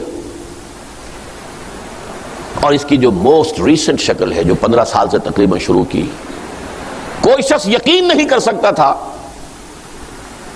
کہ لوگ تراویح کے لیے 5-5 6-6 گھنٹے بھی جاگ سکتے ہیں. جب میں نے شروع کیا ہے تو ایک ہلا گلا ہو گیا. کچھ کم ہمت لوگوں نے اس کا مذاق اڑایا، کچھ نے کہا یہ بدعت ہے، کچھ نے کہا یہ ہے، اور کوئی میں بھی نہیں سمجھتا تھا کہ اتنے لوگ. اور آج پاکستان میں کم سے کم 50 مقامات پر اس کی فہرست بھی دے دی گئی ہے میثاق میں، بالمشافہ بھی، جیسے کہ یہاں ہو رہا ہے رات کو دورہ ترجمہ قرآن. انجینئر ہے، وہ مولوی کی تعلیم حاصل کر کے تو نہیں آئے. اللہ کے فضل و کرم سے کم 50 ایسے نوجوان تیار ہو چکے ہیں. یہ بات معمولی نہیں ہے. اس کو پس منظر میں رکھیے. اس کے جو میں نے حدیث سنائی آپ کو، ان اللہ یرفع بہذا الکتاب اقواما ویضع بہ آخرین، اللہ اسی قرآن کی بدولت قوموں کو اٹھائے گا اور اسی قرآن کو چھوڑنے کے باعث ذلیل و خوار کر دے گا. اس کے راوی حضرت عمر ہے رضی اللہ تعالیٰ عنہ. فقہائے صحابہ میں سے ہیں، کبار صحابہ میں سے ہیں، امت کی صرف ایک شخصیت سے نیچے ہیں، ابو بکر کے بعد نمبر 2۔ اس کی روایت ہے کہ حضور نے فرمایا ان اللہ یرفع بہذا الکتاب اقواما ویضع بہ آخرین۔ یہ جو قرآن کا ہمہمہ ہے، ولولہ ہے، یہ جو جوش و خروش ہے، یہ جو ہو رہا ہے، درس قرآن یہاں تاج محل میں جب ہوتا رہا ہے 2-2.5 ہزار آدمی ایک وقت کے اندر ہوتا تھا۔ جو میں نے جا کر دیا تھا درس ابو ظبی میں، اس کے شکار وہ بیٹھے ہوئے کونے میں سید نسیم الدین صاحب، انہوں نے وہ منظر دیکھا ہے، اور بھی بہت سے لوگوں نے دیکھا ہوگا۔ 7 دن جو درس ہوا ہے وہاں پر، جو درس جا کر دے کر آیا ہوں حیدرآباد دکن میں، کم سے کم 15,000 آدمی، 10,000 مرد، 5,000 برقع پوش عورتیں ہوتی تھی مسجد مکہ میں، مکہ مسجد حیدرآباد دکن میں۔ پوری دنیا میں لے کر پھرا، دشت میں کوہ میں لے کر تیرا پیغام پھرے۔ شکاگو میں تربیت گاہ ہو رہی ہے، پورے قرآن مجید کا دورہ ترجمہ قرآن ہو رہا ہے، اگرچہ آدھا کر سکا تھا، پورا نہیں ہو سکا تھا، باقی جو ہے آدھا کرنے کے لیے گیا تھا، لیکن صحت نے جواب دے دیا، میں واپس آنے پہ مجبور ہو گیا۔ وہ ایک علیحدہ مسئلہ ہے، میں اس میں کوئی وقت ضائع نہیں کرنا چاہتا۔ تو یہ جو ہے قرآن مجید کا کام، اور جن 2 آدمیوں کا میں نے نام لیا تھا جن کو داعی قرآن کی حیثیت سے اللہ نے کھڑا کیا، ان دونوں نے ایک اٹیمپٹ کی اور دونوں اٹیمپٹس ناکام ہو گئیں۔ اللہ نے وہ اٹیمپٹ جو ہے پوری کروانا میری تقدیر میں لکھا ہوا تھا، تقدیر تو اس کی ہے۔ علامہ اقبال نے بنوایا دارالاسلام، ایک ایسا ادارہ جس میں گریجویٹس کو رکھا جائے اور انہیں قرآن پڑھایا جائے، اور ان کا گمان یہ تھا، شاید غلط ہو، کہ ہندوستان میں کوئی ایسا عالم دین اس وقت موجود نہیں ہے جو ان انگریز، اور وہ انگریز اس زمانے کے انگریزی تعلیم یافتہ گریجویٹس، اس زمانے آج کا گریجویٹ نہیں جس کو اس وقت تو میٹرک یا مڈل کے برابر کا ہوتا، آج کا گریجویٹ کوئی حیثیت ہی نہیں اس کی۔ گریجویٹس اس زمانے کے 30s کے زمانے کے گریجویٹس، ان کو جن کے دماغوں میں کیا کیا خناس بھر دیے گئے ہیں، اور ان کو قرآن پڑھانا کو آسان کام، قدم قدم پر سوال کریں گے، قدم قدم پر اعتراض کریں گے۔ تو کوئی ایسا شخص چاہیے جو روشن دماغ ہو، جدید اور قدیم پر نظر ہو، مغربی فکر و فلسفے پر بھی نظر ہو، عربی زبان کے گہرا علم ہو۔ تو ہندوستان میں کوئی نظر نہیں آیا، تو ایک درخواست بھجوائی الازہر یونیورسٹی کہ ہمیں کوئی ایسا عالم دیجیے جو گریجویٹس کو قرآن پڑھا کر انہیں مطمئن کر سکے۔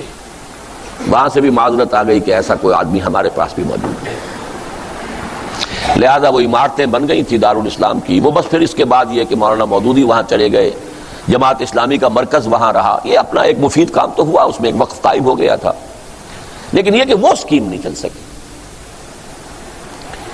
اسی اسکیم کو ابوالکلام آزاد نے شروع کیا تھا ان سے بہت پہلے، کلکتہ میں دارالارشاد، قرآن کے مبلغین اور داعی پیدا کیے جائیں جو قرآن کو پوری طرح سمجھ چکے ہوں اور پھر اس کو پہنچائیں۔ وہاں چونکہ مولانا آزاد وہ تحریک آزادی کے اندر کود پڑے، پھر قید و بند ہے، آج بھی قید، وہ سارا کا سارا ادارہ شروع ہوا اور لیکن ختم ہو گیا۔ علامہ اقبال کا خواب تو شرمندہ تعبیر ہوا ہی نہیں، انہوں نے بنایا تھا دارالارشاد۔ وہ دونوں چیزیں آپ کو اس کتابچے میں، مسلمانوں پر قرآن مجید کے حقوق نامی کتابچے میں پیچھے ان کی کچھ وضاحت مل جائے گی، لیکن یہ کہ اللہ تعالیٰ نے قرآن اکیڈمی کے عنوان سے وہی ادارہ، وہی فکر، گریجویٹس کو ہم نے رکھا ہے، ایم ایز کو بلایا ہے، عربی بنیادی پڑھائی ہے، قرآن پڑھایا ہے، فیلوشپ سکیم شروع کی تھی، اب 1 سالہ کورس ہے جس میں امریکہ سے لوگ آ رہے ہیں، شامل ہوتے ہیں، پڑھتے ہیں، جاتے ہیں، مطمئن ہو کر جاتے ہیں، الحمدللہ ثم الحمدللہ۔ یہ سارا جو میں عرض کر رہا ہوں، ہم ہما، غلغلہ، ولولہ، یہ کوئی ایسا تو نہیں ہے، قرآن ایسی کوئی بیکار اور حقیر چیز تو نہیں ہے کہ قرآن مجید کا یہ ذوق و شوق ہو اور پھر کوئی نتیجہ نہ نکلے۔ البتہ یہ کہ وقت لگتا ہے، اپس اینڈ ڈاؤنز آتے ہیں۔ حضور کی محنت 10 برس کی تھی تو بمشکل 125 آدمی آئے تھے سن 10 نبوی میں، اس کے بعد ایک طوفان آ گیا۔ یہ ہوتا ہے، غزوہ احد کے وقت محسوس ہوتا تھا کہ گئے، ساری دھاک جو غزوہ بدر کی بیٹھی تھی ختم ہو گئی، لہذا چڑھ کر آ گئے 12,000 کا لشکر چاروں طرف سے، گویا کہ اب آخری جو ہے ختم کرو اس چراغ کو، بجھا دو، لیکن نتیجہ کیا نکلا؟ تو اپس اینڈ ڈاؤنس تو آتے رہتے ہیں، اس کی فکر نہ کیجیے، لیکن اس وقت see through the history, the historical process, 1000 برس کی اس منصوبہ بندی میں، الف ثانی میں جنوبی ایشیا اور یہ بر عظیم پاک و ہند کروشل اس کی حیثیت ہے۔ شیخ احمد سرہندی، عبدالحق محدث دہلوی، شاہ ولی اللہ دہلوی، سید احمد بریلوی، علامہ اقبال، شیخ الہند، مولانا مودودی، مولانا الیاس رحمہم اللہ، ان کے برابر کی کوئی شخصیت پورے عالم اسلام میں آپ کو نظر نہیں ہے اپنے اپنے میدان میں۔ اور اس کام کو اللہ کے فضل و کرم سے 32 برس ہو گئے اب مجھے کہ میں نے اس میں اپنا بیشتر اور بہتر وقت لگایا ہے۔ نتائج نکلیں گے اس سے آگے بڑھ کر۔ وہ کام جس کا خواب علامہ اقبال نے آخری عمر کے سال میں دیکھا 35-36 میں، وہ بھی ان کی زندگی میں اس کا آغاز نہیں ہو سکا۔ یہ حال ہی میں یہ راز فاش ہوا ہے، ڈاکٹر برہان احمد فاروقی نے، مرحوم ہیں اب، اللہ تعالیٰ ان کی مغفرت فرمائے، زندگی کے آخری ایام میں جو ایک بہت بڑا قرض ادا کر دیا ملت اسلامیہ پاکستان کا، کہ اپنی وہ کتاب لکھ دی جس میں وہ پورا راز جو اب تک سربستہ تھا مجھے معلوم نہیں، تو ایک عام آدمی کو کیسے معلوم ہوگا جس کا اقبال کا کوئی مطالعہ ہی نہیں، مجھے بھی معلوم نہیں تھا کہ آخری دنوں میں ایک جماعت بنانا چاہتے تھے بیعت کی بنیاد پر، خالص دینی جماعت، امارت کی بنیاد پر، جمہوری نہیں۔ گویا کہ ان کا فکر یہ تھا کہ ایک ہے پولیٹیکل پروسیس وہ چلنا چاہیے، وہ چل رہا ہے، مسلم لیگ کر رہی ہے اس کو، لیکن یہ قومی سیاسی تحریک کے ذریعے سے اسلام نہیں آ سکتا۔ جو بات مولانا مودودی نے کہی وہ 100% صحیح کہی۔ اسلامی حکومت کیسے قائم ہوتی ہے؟ چھوٹا سا پمفلٹ اگر مل جائے تو پڑھیے۔ قومی سیاسی تحریک سے قومی ریاست تو قائم ہو سکتی ہے، اگر بیج جو کا ہے تو جو ہی پیدا ہوگا، گندم کیسے ہو جائے گی؟ گندم بس گندم میں رویا، جو سے جو۔ تو قومی سیاسی تحریک سے قومی ریاست وجود میں آ سکتی ہے، اسلامی ریاست اور خلافت وجود میں نہیں آ سکتی۔ اس کے لیے کسی اور طرح کی جماعت چاہیے، امارت والی جماعت، جمہوری نہیں، بیعت والی جماعت، دستوری نہیں، اور اس میں وہ شامل ہوں جو پہلے خود عہد کریں اسلام کی پابندی کا۔ افسوس کہ جو برٹش گورنمنٹ نے ان پر کچھ لوگوں کو مامور کیا ہوا تھا، پہرے بٹھا رکھے تھے ان کے اوپر کہ کوئی موو نہ کرے یہ شخص۔ اقبال کے نفس سے ہے لالے کی آگ تیز، ایسے غزل سرا کو چمن سے نکال دو، چمن سے نہ نکالو تو اس کے گرد ایسے پہرے بٹھا دو۔ وہ کامیاب نہیں ہو سکی اسکیم، لیکن یہ ہے 35-36 کی 38 میں انتقال ہو گیا۔ اس اسکیم کو میں سمجھتا ہوں مولانا مودودی نے چلایا۔ علامہ اقبال کے انتقال کے 3 سال بعد جماعت اسلامی قائم کی 41 میں، وہ انہی اصولوں پر تھی، سوائے اس کے کہ بیعت اختیار نہیں کی انہوں نے۔ زمانے کے دباؤ سے مروب ہو گئے کہ یہ بیعت، لوگ ہنسیں گے یہ اس زمانے میں کہ اکبر نام لیتا ہے خدا کا، اس زمانے میں یہ بیعت کا نام نہیں، لیکن یہ کہ جماعت دستوری بنائی، لیکن اقامت دین کی جد و جہد، حکومت الہیہ کے قیام کے لیے شرط وہی کہ وہ آئے اس میں جو پہلے اپنی معاش کو اور معاشرت کو پاک کریں۔ چنانچہ بہت سے لوگوں نے انگریزی حکومت کی بڑی بڑی اونچی ملازمتیں چھوڑ دی تھی۔ افسوس یہ ہے کہ وہ جماعت پاکستان میں آ کر اب قومی سیاسی جماعت بن گئی، لیکن اس کو پھر دوبارہ زندہ کرنے والا بھی اقبال کا وہی عقیدت مند ادنا اور ناچیز تنظیم اسلامی، بیعت کی بنیاد، ہدف اقامت دین یا اسلامی انقلاب۔ اور ریسنٹلی اس کے ہدف کے لیے ہم نے اقامت دین سمجھانا پڑتا ہے، اس کے معنی کیا ہیں؟ دین کو کھڑا کرو کیا معنی بھائی؟ دین کو قائم کرو کیا معنی؟ لیکن عام آدمی کی سمجھ میں بہتر طور پہ آ جاتا ہے نظام خلافت کا قیام، تو تحریک خلافت کا عنوان اختیار کیا۔ یہ ہے در حقیقت جو قرآن کا پاکستان سے تعلق ہے۔ کہیں دنیا میں مجھے بتا دیجئے سوائے پاکستان کے کہیں تراویح کے ساتھ دورہ ترجمہ قرآن کا کوئی امکان ہے؟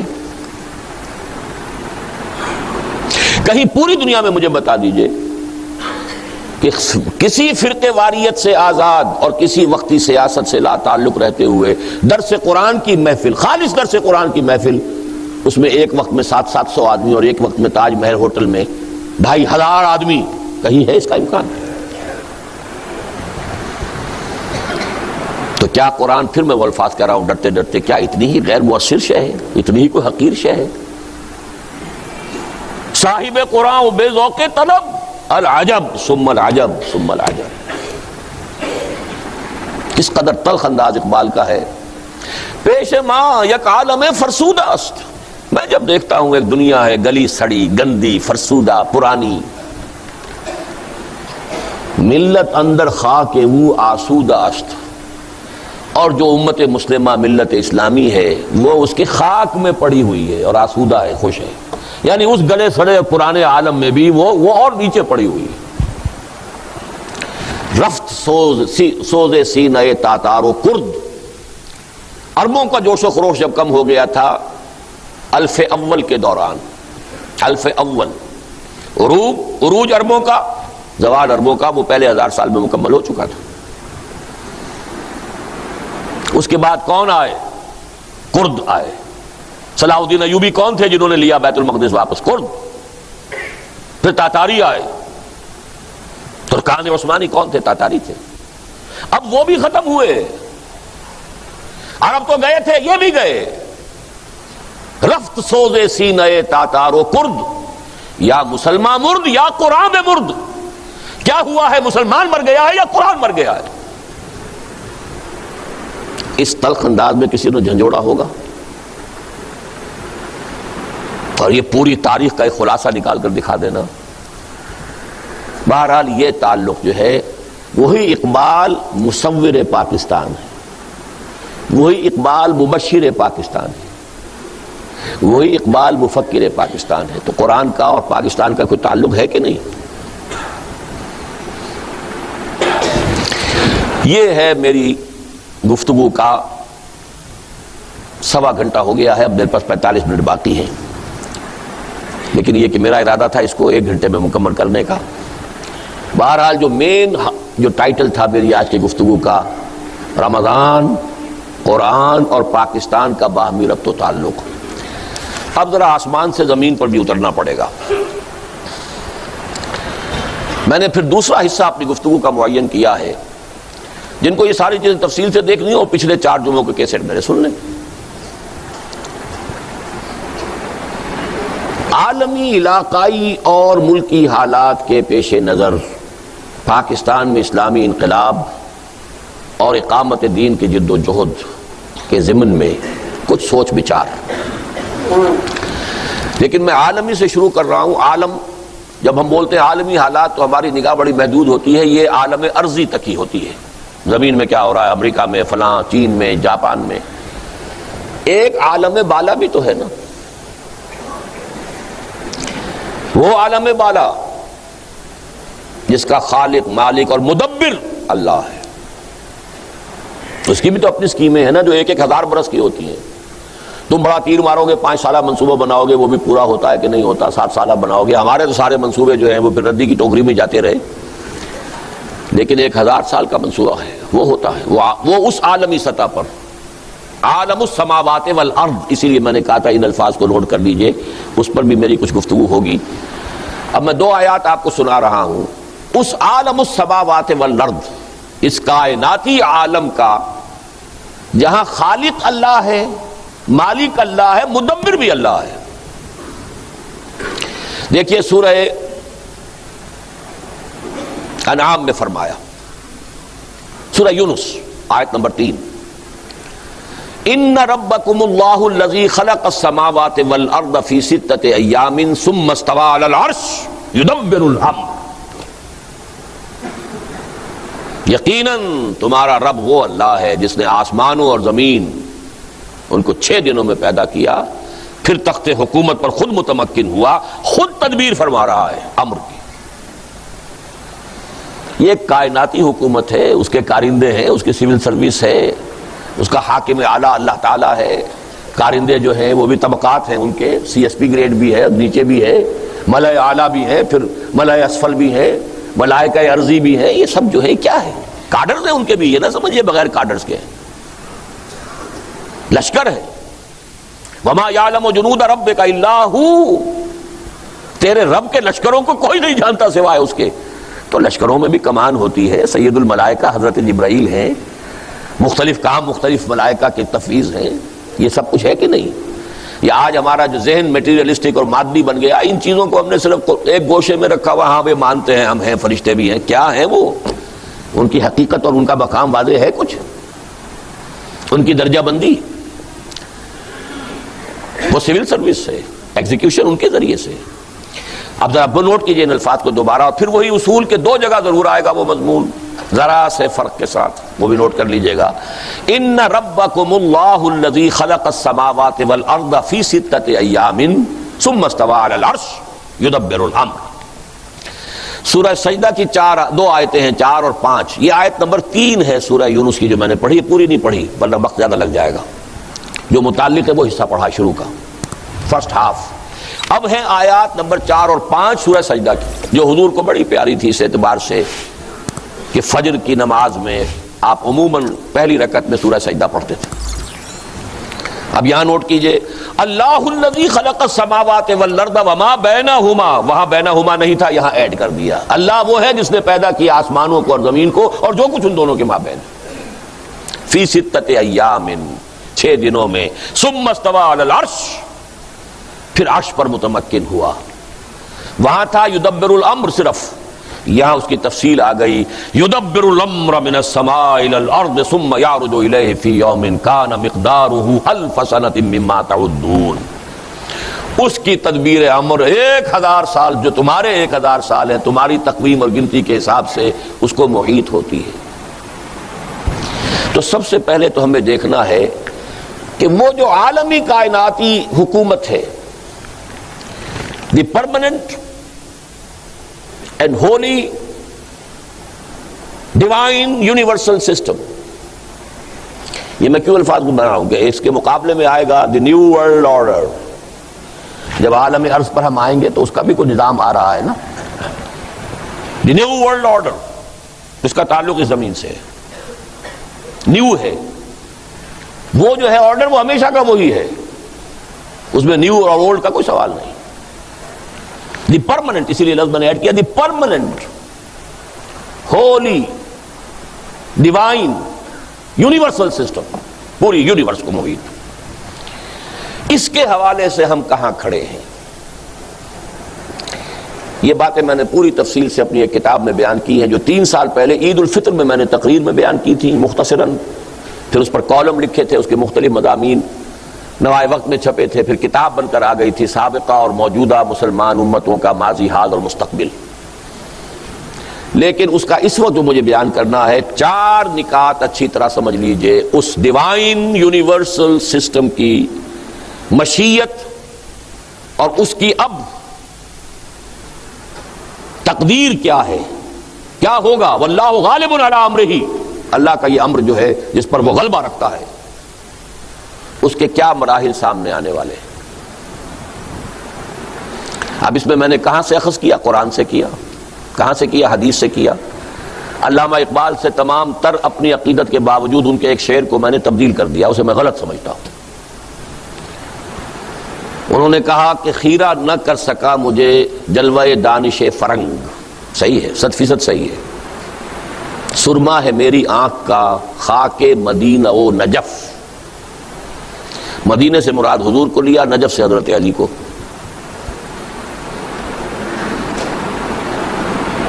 میں نے اس کو بدل دیا ہے، سرما ہے میری آنکھ کا خاک حجاز و حول قدس، میری آنکھ کا سرما حجاز، خاک حجاز، وہی قرآن نازل ہوا، وہی محمد الرسول اللہ کی حکمت ہے، اور وہی حضرت علی رضی اللہ تعالیٰ عنہ بھی، وہ علیحدہ تو نہیں ہے، مغایرت نہیں ہوگی اس میں۔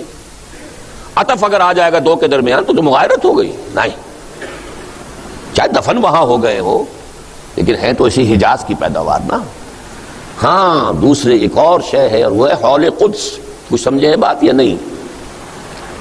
سبحان الذی یسری بعبدہ لیلا من المسجد الحرام الی المسجد الاقصی الذی بارکنا حولہ لنریہ من آیاتنا۔ 2000 برس تک، بلکہ 3000 برس تک یہ بیت المقدس اور یروشلم اور اس کا ارد گرد کا علاقہ انوار الہیہ کا مرکز یہ رہا ہے، وحی الہی یہاں نازل ہوئی ہے، انبیاء سینکڑوں یہاں دفن ہوئے ہیں، الخلیل میں ابراہیم دفن ہے. یہ کون سا علاقہ ہے؟ الذی بارکنا حولہ، جہاں وہ مسجد اقصی ہے اور جو اس کا آس پاس کا ماحول ہے. یہ جو سابقہ کتب الہیہ ہیں یہ تو سب وہاں نازل ہوئی ہیں. تورات کہاں نازل ہوئی؟ وہاں. انجیل کہاں نازل ہوئی؟ وہاں. زبور کہاں نازل ہوئی؟ وہاں. اور انبیاء کے صحیفے کہاں نازل ہوئے؟ وہاں. تو قرآن مجید ہے کہ جو حجاز میں نازل ہوا. تو میں نے تو اپنی آنکھ کا سرما قرار دیا ہے. سرما ہے میری آنکھ کا خاک حجاز و حول قدس. اب یہ حول قدس کی وضاحت کرنی پڑتی ہے وزن پورا کرنے کے لیے، تو مجھے یہ سخت لفظ استعمال کرنا پڑا اور کوئی ملتا نہیں. لیکن یہ کہ ہے، اس سے جو کچھ میں نے اخذ کیا ہے اب وہ سمجھ لیجئے. 4 باتیں میں آپ کو بتانا چاہتا ہوں، تفصیل اس کتاب میں پڑھیے گا. موجودہ اور سابقہ مسلمان امتوں کا ماضی، حال اور مستقبل. لیکن اس مستقبل کو میں ذرا ریورس آرڈر میں لانا چاہتا ہوں. پہلی بات یہ، وہ سرما قرآن اور حدیث اور سابقہ کتب، اس نے جو سرما مجھے، اس سرمے نے جو مجھے بصیرت عطا کی ہے، اس کی بنا پر میں یقین کے ساتھ کہہ رہا ہوں کہ قیامت بہت قریب ہے. میں نے جب کتاب لکھی، جب وہ ختم جس موضوع پر ہوئی تھی یہ، تو ایک مفکر اور ادیب ہیں بہت بڑے پاکستان کے، مختار مسعود صاحب، انہوں نے کتاب پڑھ کے بڑا تبصرہ ذرا لائٹ موڈ میں کیا، بھئی آپ نے تو قیامت کو بہت ہی قریب دکھا دیا. میں نے جواباً قرآن مجید کی آیت پڑھ دی، انہم یرونہ بعیدا ونراہ قریبا. یہ تو اس قیامت کو بہت دور سمجھ رہے ہیں اور ہمیں وہ نگاہوں کے سامنے نظر آ رہی ہے. ونراہ قریبا. پہلی بات یہ، قرآن مجید میں 2 جگہ پر آیا ہے، یہ بھی 2 جگہ پر آنے والا مضمون ہے کہ یہ کائنات ایک اجل مسمى تک کے لیے پیدا کی گئی، یہ دائمی نہیں ہے. کچھ عرصے پہلے تک سائنسدانوں کا خیال تھا یہ ہمیشہ چلتی رہے گی، ہمیشہ سے ہے، ہمیشہ چلتی رہے گی. اب سائنس بھی آ گئی ہے کہ نہیں، اس کا ایک بگننگ ہے. The Big Bang was the starting point، اور اس کا اینڈ بھی ہے. کب ہوگا، کتنے لاکھ سال بعد ہوگا، یہ ان کی باتیں علیحدہ ہیں. لیکن وہ جو ہے خاک مدینہ و حول قدس، اس سے جو معلوم ہوتا ہے کہ وہ قیامت بہت قریب ہے. اس موضوع پر میری اس کتاب کے علاوہ حال ہی میں مصر کے ایک عالم الازہر کے محدث، انہوں نے کتاب لکھی ہے، اس امت کی عمر و امت المسلمہ و ظہور المہدی، اس پر کتاب آئی ہے. بہت اعلیٰ کتاب ہے. اس کا ترجمہ انشاءاللہ بہت جلد ہم قسط وار شائع کرنا شروع کر دیں گے، یا حکمت قرآن میں اور یا نصاب میں. آیات میں سنا دوں، ما خلق اللہ السماوات والارض وما بینہما الا بالحق واجل مسمى. ایک وقت معین تک کے لیے ہے یہ تخلیق. یہ سورہ روم کی آیت نمبر 8 ہے. سورہ احقاف کی آیت نمبر 3 ہے، ما خلقنا السماوات والارض وما بینہما الا بالحق واجل مسمى. ایگزیکٹلی وہی آیت ہے، فرق ہے ما خلق اللہ اور ما خلقنا، بس فرق یہ. اللہ نے نہیں بنایا آسمانوں اور زمین کو جو کچھ اس کے مابین ہے مگر حق کے ساتھ.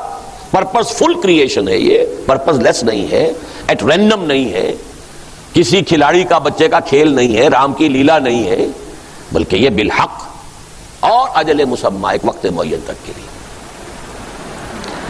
اس کے حوالے سے سمجھیے کہ قیامت بہت قریب ہے، نمبر 1. نمبر 2، قیامت سے پہلے کل روئے ارضی پر خلافت کا نظام قائم ہوگا، دین حق کا غلبہ ہوگا. میں اسے جس طرح علی وجہ البصیرت، جس یقین کے ساتھ کہہ رہا ہوں، میں اسے ایمان کا درجہ کہہ سکتا ہوں کہ اس میں کوئی شک نہیں. اور جو شک کرتا ہے وہ اگر ناواقفیت کی وجہ سے کرتا ہے تو ٹھیک ہے، معذور ہوگا. لیکن آپ میرا کتابچہ پڑھ لیجئے، اور وہ احادیث وہ تو بہت ہی چھوٹی جو مفت ہم تقسیم کرتے ہیں، نوید خلافت، اس میں وہ ہم نے احادیث ساری جو ہے سامنے رکھ دی ہے. جس کا محمد الرسول اللہ پر ایمان ہے اور انہیں الصادق و مصدوق سمجھتا ہے، اور جس کے نزدیک احادیث کے جمع و ترتیب میں جو بھی محنت کی ہے محدثین نے، اس کی بنا پر یہ حدیثیں موضوع نہیں قرار پا سکتی، تو اس کو تو شک نہیں رہے گا. دنیا کے خاتمے سے قبل کل روئے ارضی پر نظام خلافت علی منہاج النبوت کا قیام ہوگا. اور ظاہر بات ہے کہ اس کا آغاز تو کہیں سے ہوگا، ایک خطے سے ہوگا. گمان غالب ہے کہ وہ خطہ جو ہے وہ پاکستان اور افغانستان کا خطہ ہے. اس پر میں تقریریں کر چکا ہوں، یہاں بھی کر چکا ہوں، میری تحریریں موجود ہیں. اب آئیے نمبر 3، اس سے پہلے میں چونکہ ریورس آرڈر میں جا رہا ہوں. قیامت اس دنیا کا خاتمہ. اس سے پہلے خلافت علی منہاج النبوت گلوبل، جس کا نقطۂ آغاز میرے نزدیک ارض پاکستان و افغانستان. نمبر 3، اس سے پہلے سابقہ امت مسلمہ یعنی یہود کا خاتمہ، استیصال، وجود ختم ہو جائے. اور مسلمانوں کے ہاتھوں نہیں ہوگا، یہ انہی کی طرف بھیجے جانے والے رسول کے ہاتھوں ہوگا. حضرت مسیح علیہ السلام رسولاً الی بنی اسرائیل، جن کو انہوں نے اپنے بس پڑتے سولی چڑھوا دیا تھا، اللہ نے انہیں اٹھا لیا. وہی بھیجے جائیں گے، ان کی آنکھوں ہی میں وہ تاثیر ہوگی معجزانہ. حضرت مسیح تو مجسم معجزہ تھے، ان کی پیدائش معجزانہ بن باپ کے، ان کا پنگھوڑے میں بات کرنا معجزانہ. یہ تو قرآن سے ثابت ہے کہ نہیں؟ زندہ مردہ کو زندہ کر دینا، کسی اور نبی کو یہ معجزہ دیا گیا؟ خلق حیات، مٹی سے میں گارے سے پرندہ بناتا ہوں، پھونک مارتا ہوں اور وہ اڑتا ہوا پرندہ بن جاتا ہے، کسی اور کو ملا؟ رفع سماوی، پھر نزول، وہ گویا مجسم معجزہ ہے. اور اسرائیل کی طاقت کو کوئی دنیا کی زمینی طاقت ختم نہیں کر سکتی. یہ پورا عالم عرب جو سر بسجود ہے اس کے سامنے تو یوں ہی تو نہیں ہے نا. اس کے جو پائلز ہیں، انبار ہیں ایٹمک وار ہیڈز کے، کون ختم کرے گا؟ معجزہ ختم کرے گا. جہاں تک حضرت مسیح کی نگاہیں جائیں گی یہودی پگھلتے چلے جائیں گے.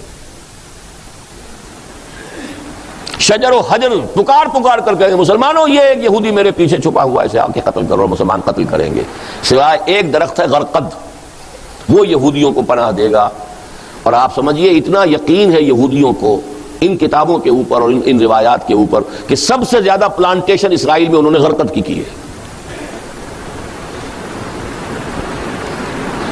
بہرحال میں تفصیل میں نہیں جا سکتا، پھر میں عرض کر رہا ہوں تفصیل کی دلچسپی ہے تو وہ کتاب پڑھیے.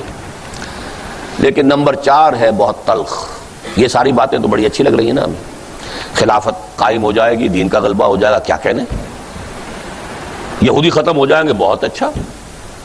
اس سے پہلے اس موجودہ امت مسلمہ کے سب سے اہم حصے پر بہت بڑا عذاب نازل ہوگا.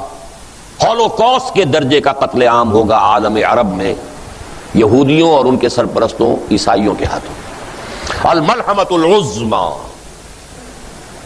میسیکرز.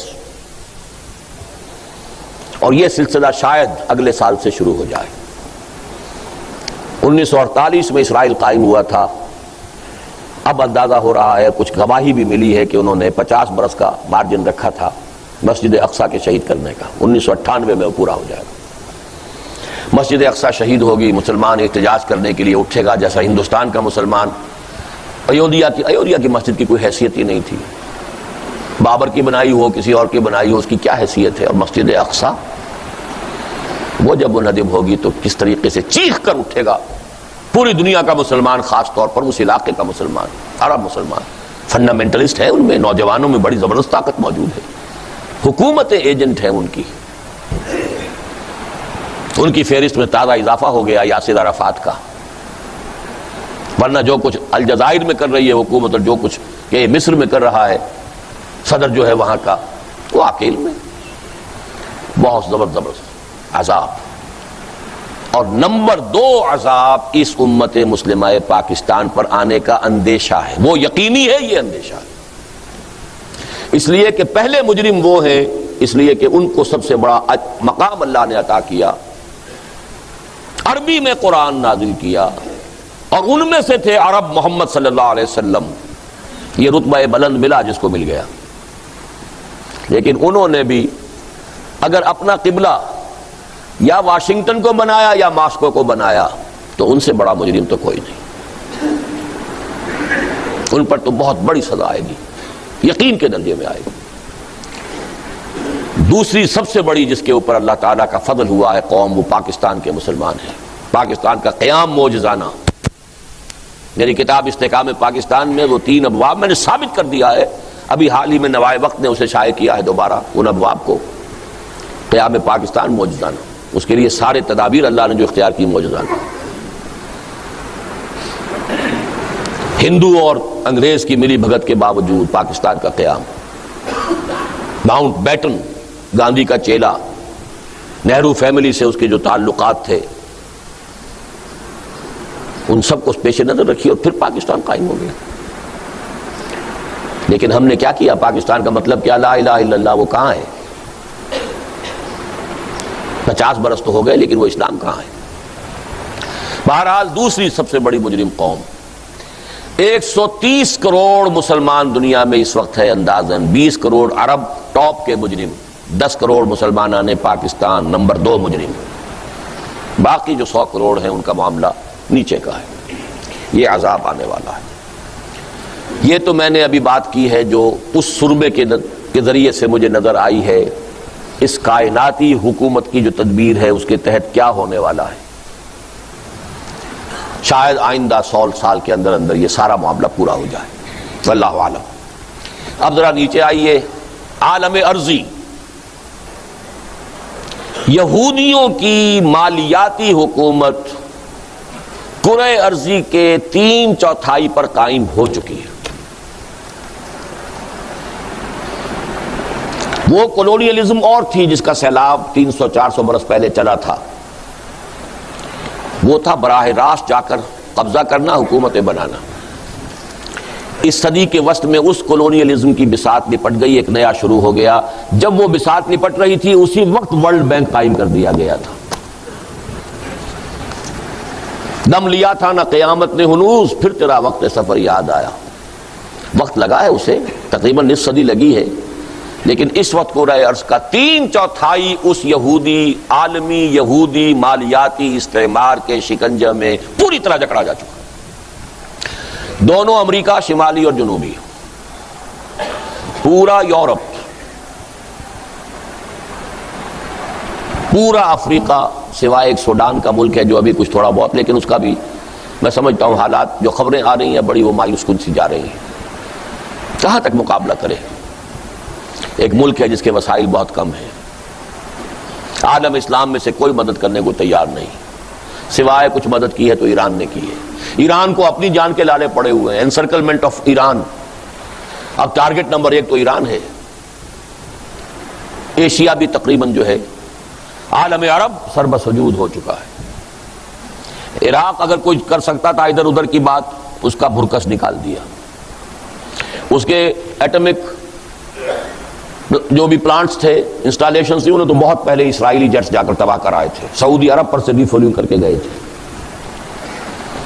اور اس کے بعد جو بھی کچھ کیا ہے، عرب ممالک جو ہیں امریکہ کو چونکہ اڈے دینے کو تیار نہیں تھے، نہ سعودی عرب تیار تھا نہ امارات، لہذا انہوں نے اسکیم بنائی، گلاس پائی کے ذریعے سے دام پھیلایا اور صدام کو اس کے اندر جکڑا اور حماقت اور بیوقوفی کرائی، اور اس کے نتیجے میں اس کا اگلا پچھلا کھایا پیا سب اگلوا لیا. یہ حال ہے. 3/4 کرۂ ارضی کا جا چکا ہے. بھارت بھی تقریباً اس نظام میں جکڑا جا چکا ہے مالیاتی طور پر. Market economy, consumer economy, free economy اور انٹرنیشنل ملٹی نیشنل کمپنیز کے لیے دروازے کھولنا. بھارت کو رشوت دی جا رہی ہے کہ تمہیں اس ریجن کی سب سے بڑی پاور ہم مان لیں گے، تم یہ ساری باتیں مان لو. اس پر ایک مضمون مجھے ملا ہے، کوئی centre for the study of Kashmir affairs ہے انگلینڈ میں، ان کی طرف سے آیا ہے اور بہت ہی چشم کشا مضمون ہے.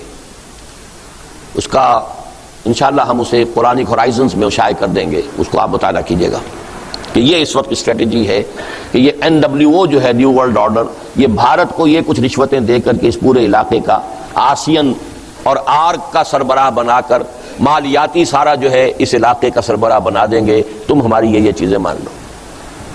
اب ایک تو چین ہے موسٹ فیورڈ نیشن، لیکن چونکہ طاقت ہے وہ تھوڑا سا علاقہ ہے جو ابھی ٹو بی ٹیکلڈ ود ہے، ٹو بی ٹیکلڈ. ایک یہ خطہ ہے ایران، اس سے ملحق پاکستان، افغانستان، ان دونوں میں ایران میں ایک فنڈامنٹلسٹ شیعہ حکومت قائم ہے. علماء، شیعہ علماء، شیعہ قانون، شیعہ جعفری فقہ، لیکن حکومت علماء کی ہے، فنڈامنٹلسٹ حکومت. دوسری حکومت فنڈامنٹلسٹ کی افغانستان میں قائم ہو رہی ہے، وہ بھی 4/5 جو ہے افغانستان کا طالبان کے قبضے میں ہے، اور بہت وہاں امن ہے، سکون ہے، حالات بہت اچھے ہیں. اور میں سمجھتا ہوں کہ شاید بقیہ بھی وہ دوستم شاید کوئی چھوٹا سا کوئی علاقہ اپنا بچا لے، ورنہ پورے افغانستان پر طالبان کی حکومت قائم ہو جائے گی. طالبان کون ہیں؟ فنڈامنٹلسٹ سنی حنفی علماء. اسی لیے اب تشویش ہو رہی ہے. پہلے تو طالبان کی مدد بھی کی، پروموٹ بھی کیا، پاکستان کے تھرو کیا، جو بھی کیا چھوڑ دیجئے اس کو، لیکن اب وہ تو الٹا ہمارے سر کو آ جائیں گے، لہذا تشویش وہ بہت زیادہ ریجڈ ہے.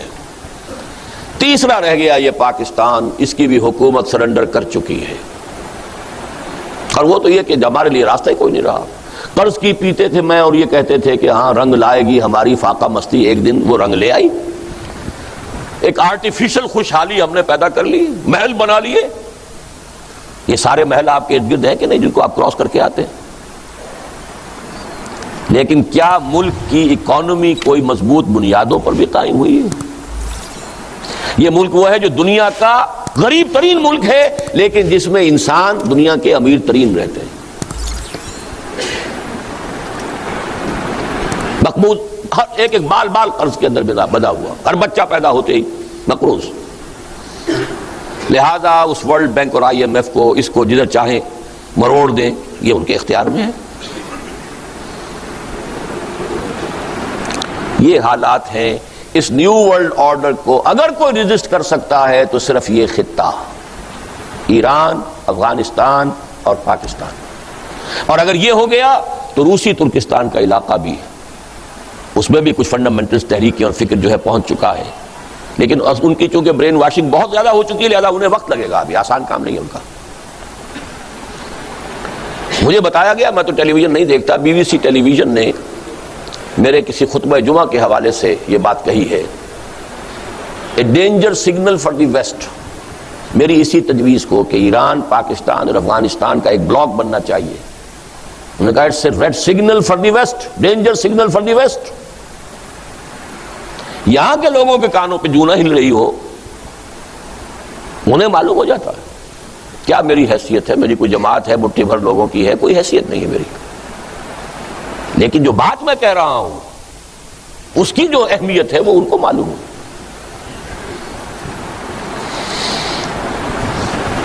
اب آئیے علاقائی حالات جو میں نے یہ گنوائے ہیں، ان میں جو ایک اس زمانے میں تبدیلی آئی ہے. ایران کا گھیراؤ ہو رہا ہے، ٹارگٹ نمبر 1 ہے. کسی بھی روز آپ سنیں گے کہ کوئی سٹرائک ہوا ہے، اور اس کی جو بھی ایٹمک انسٹالیشنز ہیں وہ تو پہلے بات میں ختم کر دیں گے. اوپنلی انہوں نے اپنے بجٹ کے اندر $20 کروڑ کی رقم جو ہے، اوپنلی کوئی ڈر نہیں ہے اب انہیں. بائی پولر ورلڈ تو ہے نہیں، یونی پولر ہے، ہم ہی ہم ہیں. I am the monarch of all I survey. تو سچ بولنے میں کیا برائی ہے؟ اب ہنری کیسنجر صاحب نے بھی سچ بول دیا کہ سن 71 میں ہماری اپنی پالیسی یہی تھی کہ پاکستان سپلٹ ہو جائے.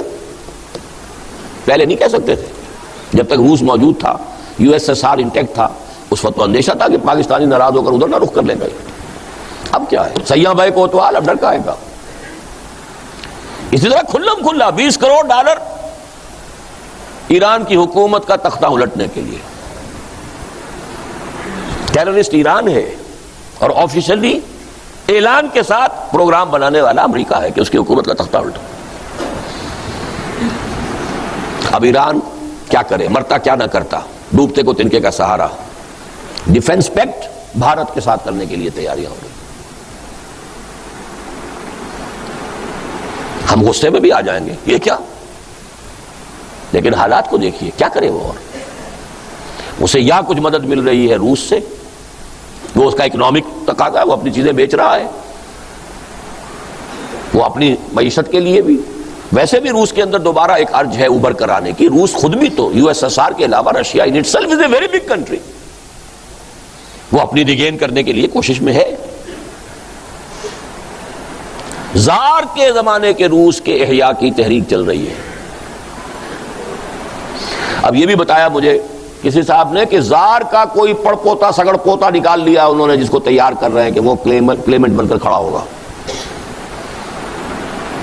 تو اس کی وجہ سے بھی ہو سکتا ہے کہ ایران کو سپورٹ دے رہے ہوں کہ آخر کوئی تو ہو کہ جو آنکھوں میں آنکھیں ڈال کر دیکھ سکے نیو ورلڈ آرڈر کے.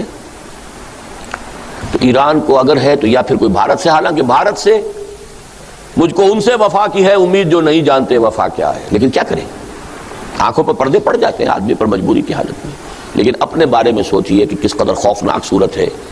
اور وہ باتیں جو کبھی اسلم بیگ نے کہی تھی، اور وہ اصل میں اسلم بیگ صاحب کی نہیں تھیں، وہ بھی کسی ایک ادارے نے، میں اب اس میں وقت نہیں لگا سکتا، انہیں مہیا کی تھی معلومات جس کی بنا پر انہوں نے کہا تھا، صحیح کہا تھا کہ اس وقت کا ٹارگٹ امیڈیٹ تو عراق ہے، جو کچھ ہو رہا ہے. Second target is Iran and third is Pakistan. لیکن پاکستان میں اگر سیدھی انگلیوں نکل آئے جو وہ چاہتے ہیں تو ٹیڑھی انگلیاں کرنے کی ضرورت کیا ہے، وہ سیدھی انگلیوں نکل جائیں. ٹیڑھی انگلی تو تب استعمال ہوتی ہے جب سیدھی انگلیوں کوئی شے نکلتا نہ ہو. یہ ہے عالمی، اور عالمی بھی سب سے پہلے کائناتی، وہ جو ایک سسٹم ہے اور نظام ہے، اس کی پالیسی کیا ہے. اس میں تقدیر تو مبرم نظر آتی ہے، لیکن پیران کلیسا کی دعا ہے کہ ٹل جائے. وہ تقدیر مبرم وہ ہے جو میں نے پہلے بیان کی. زمین پر یہود کا استعمار عروج پر ہے اس وقت، ستارہ یہودیوں کا پوری دنیا میں. امریکہ ان کے ہاتھ میں ایسے ہے، فرنگ کی رگے جہاں پنجے یہود میں ہے. سب سے بڑی مقروض حکومت یونائٹڈ اسٹیٹس آف امریکہ کی ہے، یہودیوں کی مقروض. تازہ شاید پہنچ گیا ہوگا یہاں ندائے خلافت، اس کے میں نے بیک ٹائٹل پر تصویر شائع کی ہے. یہ ایک پوسٹر چھپا ہے برطانیہ میں. کرسچین ایڈ کوئی ادارہ ہے، جیسے مسلم ایڈ بنایا ہے انہوں نے، وہ جو اسلام کیا نام ہے ان کا جو پاپ سنگر ہوتے تھے یوسف اسلام، غالباً انہوں نے کرسچین ایڈ ہی سے تصور لے کر مسلم ایڈ ادارہ بنایا ہے. تو کرسچین ایڈ کی طرف سے وہ ایک شائع کیا گیا ہے اشتہار، Who rules the world؟ اور اوپر پورے گلوب کے اوپر ایک بڑا سا فوجی بوٹ بنا کر اس کے تلوے پر لکھا ہوا ہے ورلڈ بینک. پوری دنیا، وہ جو بات میں نے کہی 3/4 کرۂ ارضی ان کے نیچے آ چکا ہے. باقی کے لیے وہ سر توڑ کوششیں کر رہے ہیں. اور ان سر توڑ کوششوں میں سمجھ لیجئے 2 ان کے پالیسی پوائنٹس ہیں اہم، اور یہ ہنٹنگٹن کے حوالے سے میں یہاں پہلے بھی بیان کر چکا ہوں. Clash of civilisations. اس وقت دنیا میں 8 تہذیبیں ہیں بالفعل. کل اس دنیا کی تاریخ میں 20 تہذیبیں پیدا ہوئی، 12 ختم ہو چکی ہیں، 8 موجود. 8 میں سے ایک جو ہے سب سے ٹاپ پر، وہ ہماری تہذیب ہے ویسٹرن سیویلائزیشن. باقی 6 میں سے 5 جو ہیں وہ ہمارے لیے کوئی پرابلم نہیں ہے. We can easily assimilate them into us. جس کی سب سے بڑی مثال بھارت ہے. 1 ارب کی آبادی کا ملک ہے، وہ چھوٹا نہیں ہے. اس کی تہذیب پوری طریقے سے ان کے ساتھ رنگی گئی ہے، اور بڑی تیزی سے، بلکہ وہیں سے ہمارے اوپر بھی ایسا ہو رہا ہے. جو راجیو کی بیوہ نے کہا تھا کہ ہم پاکستان کو کلچرلی تو فتح کر چکے ہیں، انڈین ٹی وی اس کے ویڈیوز اس کے سارے کلچرلی تو فتح ہو چکا ہے پاکستان. اینی ہاؤ اس کا کہنا یہ ہے کہ 6 میں سے بقیہ 7 میں سے 5 کو تو ہم ایسیمیلیٹ کر لیں گے ایزیلی. 2 ہیں بڑے خطرناک ہمارے لیے جو چیلنج پوز کر سکتے ہیں تہذیبیں. ایک مسلم سیویلائزیشن اور ایک کنفوشین سیویلائزیشن آف چائنا. یہ ہے اس کا تجزیہ. اور اس کے بعد تجویز کیا ہے، تشخیص کے بعد تجویز.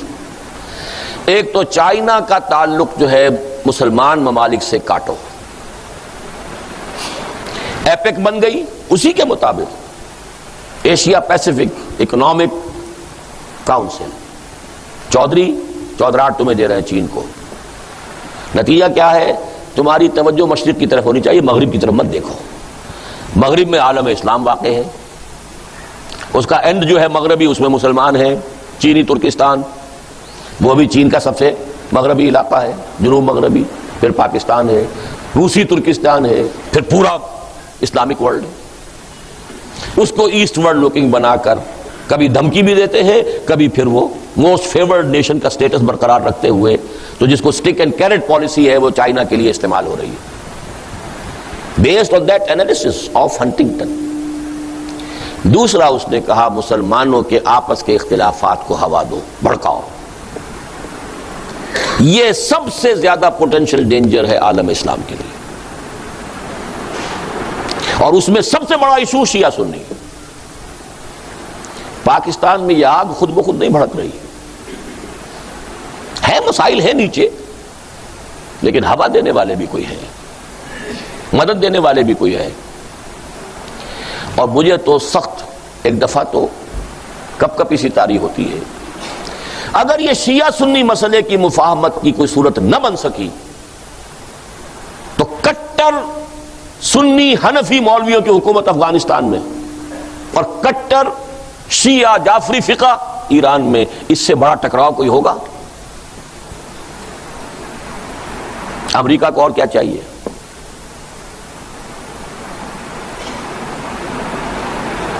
اور پاکستان میں تو ہم اسلامی انقلاب سے دور تر ہوتے چلے جا رہے ہیں بحالات موجودہ، جو بھی حالات اس وقت ہیں.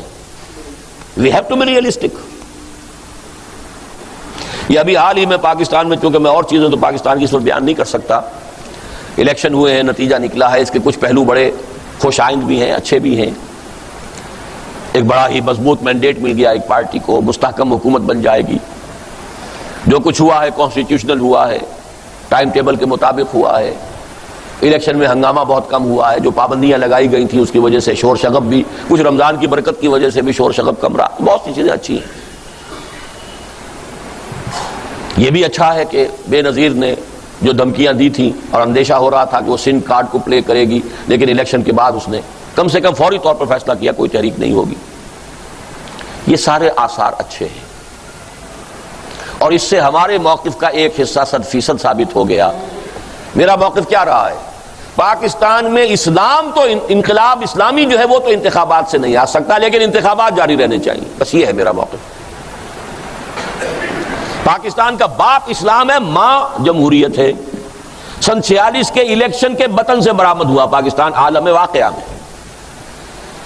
وہ عالم جو ہے اس کا فیصلہ وہ ہوتا تو اسی عالم واقعہ کے اندر سے ہو کے اللہ کے فیصلوں کی تدبیر جو ہے ہوتی ہے. نعرہ اسلام کا پاکستان کا مطلب کیا؟ لا الہ الا اللہ. باپ اسلام ہے، ماں جمہوریت. بئی مانا کہ 46 کے الیکشن کے بطن سے ولادت ہوئی. تو اس کی زندگی کا دار و مدار اس کے حالات کا وہ تو ہے الیکشن پر ہوتے رہے. اور جو بھی کچھ قرض ہم نے اپنے سر چڑھا لیا تھا ضیاء الحق صاحب کے دور میں، الیکشن کو پروسیس کو روک کر، وہ قرض اب ادا ہو گیا. پے بپے 2-3 سال کے بعد 4-5 الیکشن ہو گئے. اللہ کا شکر ہے کہ اب وہ سٹیبل گاڑی جو ہے پٹریوں کے اوپر وہ گاڑی چل پڑی ہے. لیکن یہ تو ہے اس کا روشن پہلو. دوسرا پہلو کیا ہے؟ بہت تاریک پہلو ہے. وہ روشن پہلو کو میں سم اپ کروں تو پاکستان موومنٹ یا مسلم لیگ دوبارہ زندہ ہو گئی. Pakistan movement and Muslim League are synonymous. اور تاریخ پہلو کیا ہے کہ اس وقت کی پاکستان کی تحریک میں نعرہ اسلام کا تھا اور آج سرے سے اسلام کا تذکرہ نہیں ہے. معاشیات، اقتصادیات، ایشین ٹائیگر، انڈسٹریلائزیشن، یہ نعرہ بھولے سے اسلام کا نام نہیں لیا. یہ بھی تو پہلو ہے کہ نہیں؟ لیکن یہ کہ ایک پہلو سے کہ ہمارا وہ موقف بھی 100% درست ہو گیا. سب سے بڑی مخاطب تو میری جماعت اسلامی تھی نا اس میں. انہوں نے بھی کہہ دیا کہ الیکشن کے ذریعے سے نہیں ہو سکتا. اگرچہ جدھر وہ اب رخ کرنا چاہتے ہیں، لیکن میرا یہ خیال ہے چاہتے تو ہیں، ہمت نہیں کر پا رہے. وہ زیادہ خطرناک ہوگا الیکشن سے بھی. غلط راستے سے پلٹ کر ایک دوسرے بڑے غلط راستے پر جا رہے ہیں. الیکشن سے واپس پلٹے، اب جانا کس پر چاہتے؟ نئی حکومت قائم ہونے دیں گے. اب ٹھنڈے ہو گئے، 6 مہینے دے دیتے ہیں ہم. وہ دے دیں کیا؟ اب تو پتا ہے کہ you are a non entity. Election نہیں ہوگا، 20% سے زیادہ ووٹ پڑے تو یہ ہو جائے گا، ریگنگ ہوگی، شمار ہوگی. وہ 36% ووٹ پڑ گئے، لیکن یہ کہنے کی ضرورت نہیں ہوئی کہ ریگنگ ہوئی ہے. انتہائی کرائسس جس کو کہتے ہیں جماعت اسلامی کا. لیکن بدقسمتی سے وہی غلطی کہ جو الجزائر میں ہوئی، وہاں تو کامیابی کے بعد، الیکشن میں کامیابی کے بعد پھر جب اس کو روک دیا گیا تو پھر وہ ٹیررسٹ ایکٹیویٹی اور گوریلا وار کی سی شکل اختیار کر لی گئی. اسے بھی میں غلط سمجھتا ہوں، صحیح نہیں. یہاں بھی یہی تھا کہ اب یہ دیکھ کر کے الیکشن کے راستے سے کوئی بھی پیش رفت کی امید نہیں ہے، تو اندیشہ ہے کہ آج نہیں تو کل جو نوجوان، ایک طاقت تو ہے، 20-30 ہزار 40 ہزار تو نوجوان ہوں گے نا، جماعت اسلامی کے ورکرز ہیں ان کے، وہ اور نوجوانی کا جوش ہوتا ہے، خروش ہوتا ہے، اور پھر ان کی بہت بڑی تعداد نے جو ہے وہ تربیت حاصل کی ہے افغانستان میں، کچھ نے کشمیر میں، تو اندیشہ یہ ہے کہ کہیں اس راستے پر نہ نکل جائیں، اللہ تعالیٰ اس سے بچائے، وہ راستہ مفید نہیں، بہتر نہیں، نقصان دہ ہے۔ بہرحال اب جو میرے سامنے جو اس اعتبار سے جو کروشل ایشوز ہیں وہ دو ہیں، میں بہت سے حصہ جو آج اور کہنا چاہتا تھا اب کوئی امکان نہیں ہے، وہ میں عرض کر چکا ہوں، میرے 4 کیسٹ پچھلے 4 جمعوں کے آپ ان کو سن لیجئے گا تو یہ ساری باتیں آ جائیں گی تفصیل سے۔ میرے نزدیک موسٹ کروشل جو ہے اسلام کے اعتبار سے، میرا جینا مرنا اسلام کے لیے، قرآن کے لیے، اسلام کے لیے، اور قرآن اور اسلام کو حضور کی اس حدیث نے جوڑ دیا، ان اللہ یرفع بہذا الکتاب اقواما ویضع بہ آخرین۔ ایک تو یہ کہ پاکستان میں اسلامی انقلاب کے لیے جو اب فرسٹ پرائیورٹی ہے جو کام کرنے کا ہے اس وقت، کہ جماعت اسلامی کی جو فورس ہے بہت بڑی، اس کو صحیح رخ پر آنے کی دعوت دی جائے۔ میں نے 2 سال پہلے تدبیر الہی میں تو یہ چیزیں کچھ طے ہو چکی ہوتی ہے نا، پہلے 2 سال پہلے تقریر کی تھی، جو چھپا ہوا ہے کتاب چاپ ہے، اس کا کتاب ہے کہ پاکستان میں مذہبی جماعتوں میں جو اختلاف اور افتراق ہے اس کا پس منظر کیا ہے، اور اب یہاں اسلامی انقلاب کے لیے ضرورت ہے اس بات کی کہ وہ جو فکر انقلابی اقبال کا تھا جس کو لے کر پھر مولانا مودود نے جماعت اسلامی قائم کی تھی، ابوالکلام اور اقبال کے 2 دھارے کو جوڑ کر ایک جماعت اور ایک تحریک کا آغاز کیا تھا، اب اس کے جو حصے بکھر گئے ہیں، کچھ لوگ سن 43 میں علیحدہ ہو گئے تھے، خیر وہ تو نسل وہ ہے جو اب ختم ہوئی، تلک امت قد خلت، ان میں سے تو ایک صاحب اب باقی ہیں، مولانا علی میاں ہندوستان میں، باقی سب فوت ہو چکے۔ پھر وہ سن 57-58 میں ایک بہت بڑا اختلاف ہوا، اور اسی زمانے میں علیحدہ ہوا، مولانا اصلاحی صاحب علیحدہ ہوئے وغیرہ، ان میں سے بھی بعض لوگ جا چکے، میری تو اس وقت کوئی حیثیت ہی نہیں تھی، 24 برس کا نوجوان، 25 برس ابھی پورے نہیں تھے۔ پھر علیحدہ ہوئے یہ نعیم صدیقی صاحب، اور وہ پھر خود 2 حصوں میں تقسیم ہو گئے، تحریک اسلامی کے 2 گروپ، تنظیم اسلامی جو میں نے اسی تحریک کا دعویٰ میرا یہی ہے کہ تحریک وہی ہے، اقبال اور مودودی کی تحریک، صرف یہ ہے کہ یہ قومی سیاسی جماعت کا رول نہیں، الیکشن کا طریقہ نہیں، انقلابی طریقہ، اصولی اسلامی انقلابی جماعت انقلابی پروسیس سے کام کرے۔ پہلا انتہائی اہم کام یہ ہے کہ ان بکھرے ہوئے عناصر کو جمع کیا جائے، اور جمع کرنا اس شکل میں تو ممکن نہیں ہے کہ مرجر ہو جائے جماعتوں کا، اپنی اپنی قیادتیں ہیں، اپنے اپنے نظام، وفاق قائم کیا جائے، ایک یونائٹڈ فرنٹ ہو، انتخابات کے لیے نہیں، کہ یہ جو یہاں پر ہمارے کارکن ہیں ان کی تربیت، سیاسی تربیت تو ہو گئی، ایجیٹیشن کی تربیت بھی ہو گئی، کیا ان کی اخلاقی اور روحانی تربیت بھی اسی انداز پہ ہو گئی ہے کہ جس انداز پر ہونی چاہیے اسلامی انقلاب کے لیے؟ کیا پورے ملک کی سطح پر اسلام کی دعوت کو بھی اس طریقے سے عام کیا جا چکا ہے جس طریقے پر کہ کسی اقدام سے پہلے ہو جانا چاہیے؟ جو کمی رہ گئی ہے اس کو پورا کرنے کے لیے، ریسورسز کو پول کرنے کے لیے، جمع کرنے کے لیے ان 4 تنظیموں کا ایک وفاق قائم ہو، اور اس میں میں نے اپنی حیثیت 1/4 کی رکھی ہے۔ یہ تجویز جو میری ہے اس وقت ضرورت ہے کہ آپ میں سے جن حضرات کا بھی کوئی تعلق ہے، تعارف ہے، کوئی دوستی ہے، اٹھنا بیٹھنا ہے جماعت اسلامی کے لوگوں سے، ان کو وہ کتابچہ پہنچائیے، اور ہدیہ عید سعید کے طور پر، آج کل تو کارڈ بھی جو ہے کوئی 30-30 40-40 50-50 روپے کے، مجھے ایک کارڈ آیا عید کارڈ جس میں قاضی حسین احمد صاحب کی تصویر ہے، اب وہ کتنے کا ہوگا میں نہیں جانتا، 10 روپے کا وہ کتابچہ ایک لفافے کے اندر ملفوف، ہدیہ عید مبارک، یہ پہنچائیے زیادہ سے زیادہ لوگوں تک، جتنے سمجھدار لوگ ہیں ان کو ان تک پہنچائیے، پھر پرسوں کیجیے گا بھائی آپ نے پڑھا ہے، اچھا نہیں پڑھا ہے تو اچھا 2-4 دن کے بعد میں پھر آؤں گا، پھر بات کیجئے کہ اس میں کوئی غلط بات ہے تو بتائیے، اور اگر صحیح ہے تو آپ اپنی قیادت کے اوپر دباؤ ڈالیے کہ وہ اس تجویز کو تسلیم کریں۔ الیکشن سے تو پسپا ہو گئے، اب کرنا کیا ہے، اس کا کیا کرنا ہے کہ اوپر سوچیے۔ ایک کرنے کا کام یہ ہے، اور دوسرا یہ تو ہے پاکستان میں اسلامی انقلاب، دوسرا اس علاقائی سطح پر اور خود پاکستان میں بھی اسلامی انقلاب نہیں آ سکتا، اسلامی نظام نہیں قائم ہو سکتا اگر شیعہ سنی مفاہمت نہ ہو۔